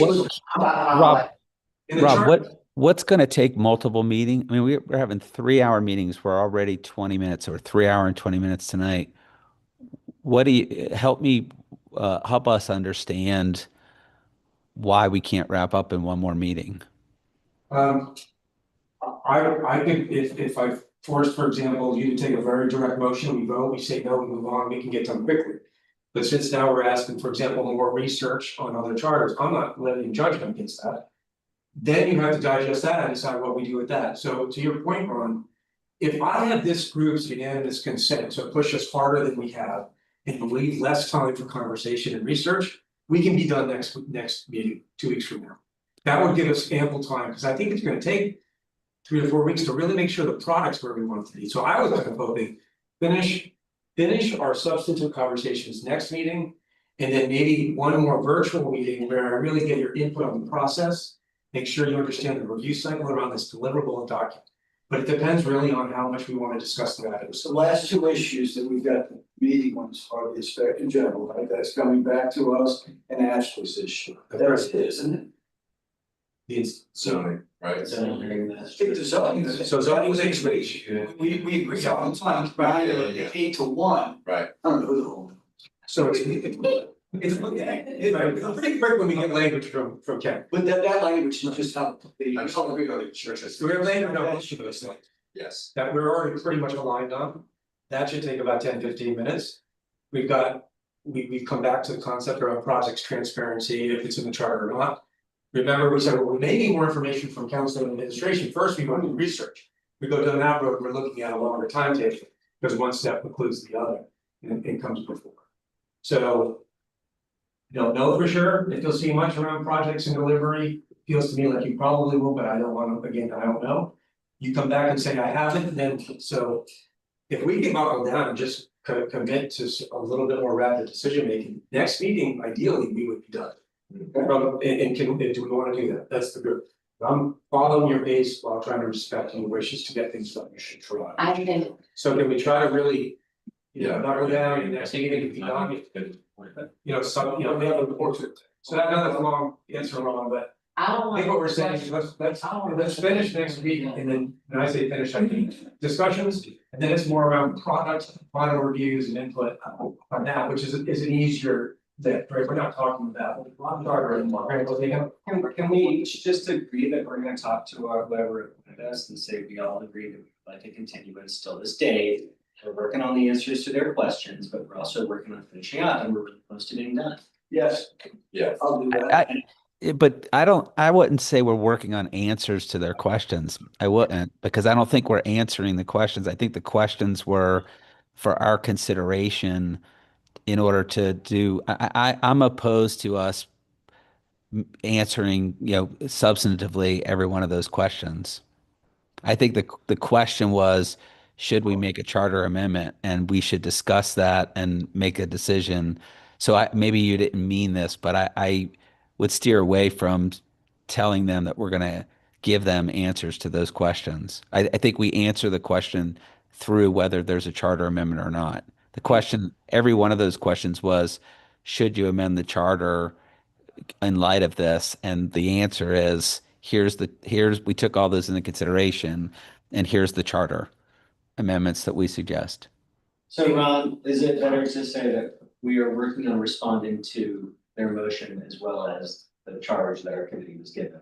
And I think to what Kathleen was saying earlier, I think, and I don't mean to put words in her mouth, if we all feel comfortable, and Rob, I would ask you to just, you did a good job facilitating this, and you, I think, intended to go through every one of those things that City Council raised, right? So could you just verify between now and the next meeting whether we missed anything? But I think all of our intent was to review all of them, and if we didn't, we'll go back and talk about them. But I think we should just say when we transmit the charter that we thank you for all of the questions. We would assure you as a group of 9 that we discussed all of those points, and this is our work product in light of that. I will do that, Ron, and when I first received those questions, I actually mapped them to the charter. And I was intending on being comprehensive, I tended 8, if I missed any, I don't know how I did, but I'll revisit that, yes, and check on that for sure. But I don't know that I did, but if I did, I did. And to be clear, Ashley didn't say you missed them. She just said she couldn't find in the transcript when we talked about it. So it may be that we didn't miss any. I would go to the tracking document, that's all the questions live. And 2 of the videos are not transcribed, so like. So if you were looking and trying to find them in the transcripts or in the videos, I would not do that, I'd go to the document on SharePoint that here are our questions and go to the one we use and say, do we map them all? The other thing is just in context, right? If anyone wants to hear our conversation, aside from those first 2, it's out there. Like anyone can really hear the substance of our tongue. That is not information with help. It's on YouTube. And to be fair, Bill. It's literally on YouTube. He didn't say- Anyone can listen to any of it at any time. More importantly, I took the comments to be that some of us or somebody else who's sitting in the room in our galley in our audience were intimidating or causing others not to. If I heard that correctly, the audio was a little unclear to me because I'm on Zoom here, but I don't feel that way. And if anybody does feel that way, please speak up. But I think we ought to communicate that everybody here felt like they were heard and able to talk and raise issues, and we had good debate on all of the things that came up relative to the charter. I don't feel like anybody intimidated me or there was any.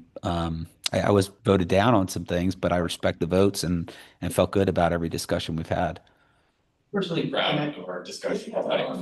We said that a while ago, about 30 minutes ago, no one felt intimidated, we're all good. Well, we didn't ask the group the question, but no one said, yes, I did either. So I certainly, as a facilitator, I felt like everyone was trying to participate, like we had too much involved. Stephen's right, though, this is due after the next meeting. So we should talk about some sort of continuance. I mean, they've asked for it August 8th, that's right after the next meeting. So. And maybe that's- it's, why don't we get our final product and then decide if there's something we haven't addressed, because I don't know, I mean, it feels to me like we're gonna capture. We're gonna do what we were charged to do as a group, alright? And you want us to go to, someone said go to our appointer, speak to them about, Has to go through the chair, isn't it, should the chair, I mean, just. well, here's my thing, here's transparent, this is just actually speaking. If the person that appointed you wanted something, then if Naya wanted me to do something or fight for something, I'll be fighting my hell for it, that's just what, that's the way I took it. But in some of your mind, y'all are like, we're our own person, we have our own opinions and all things, and that's fine, but. I would think the person that appointed me knows the issues going on in my community, so they're trying to tell me to come and speak about it, that's why I'm pushing what I'm pushing for right now. But if the person that you appointed is not championing that or whatever your question was, then that's not on me. That's how I. And Ashley, what, That's what I Yeah. told, what's it called? Clinton. Ashley, your point is well taken. I couldn't see the video clearly from here, but was it Councilman Carlson who raised that issue, or who was speaking? Councilman Carlson. And Bill, you're Councilman Carlson's appointee. Yeah. I would be comfortable authorizing you, Bill, to call Councilman Carlson and talk to him about it. Not that you need my authorization, but to speak on behalf of the group, I think, with him. Discuss this with Bill. What do you mean, I'm authorized to do what? Call him and say what? Or to show up at the meeting and speak on behalf of the group to answer his questions about our process. I mean, you're his appointee. You presumably carry the most credibility with him. He chose you. And if he has questions about the process, I would be comfortable with you being authorized on behalf of the group to go and address those questions. Motion to adjourn. Second. All right, it's been moving. Any discussion? Totally different subject and not very important, but you know what? Next time, or we should take a group picture. Yeah, Alan, that's on my time hop. A photo of the last group. That's like a cool. Discussion, all right, all those in favor say aye. Aye. Okay. All right, motion carried, we're adjourning at 9:31. Thanks, Ashley. Thank y'all for your patience. So.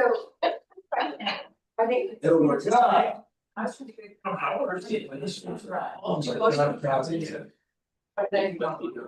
don't think this is I don't think this is.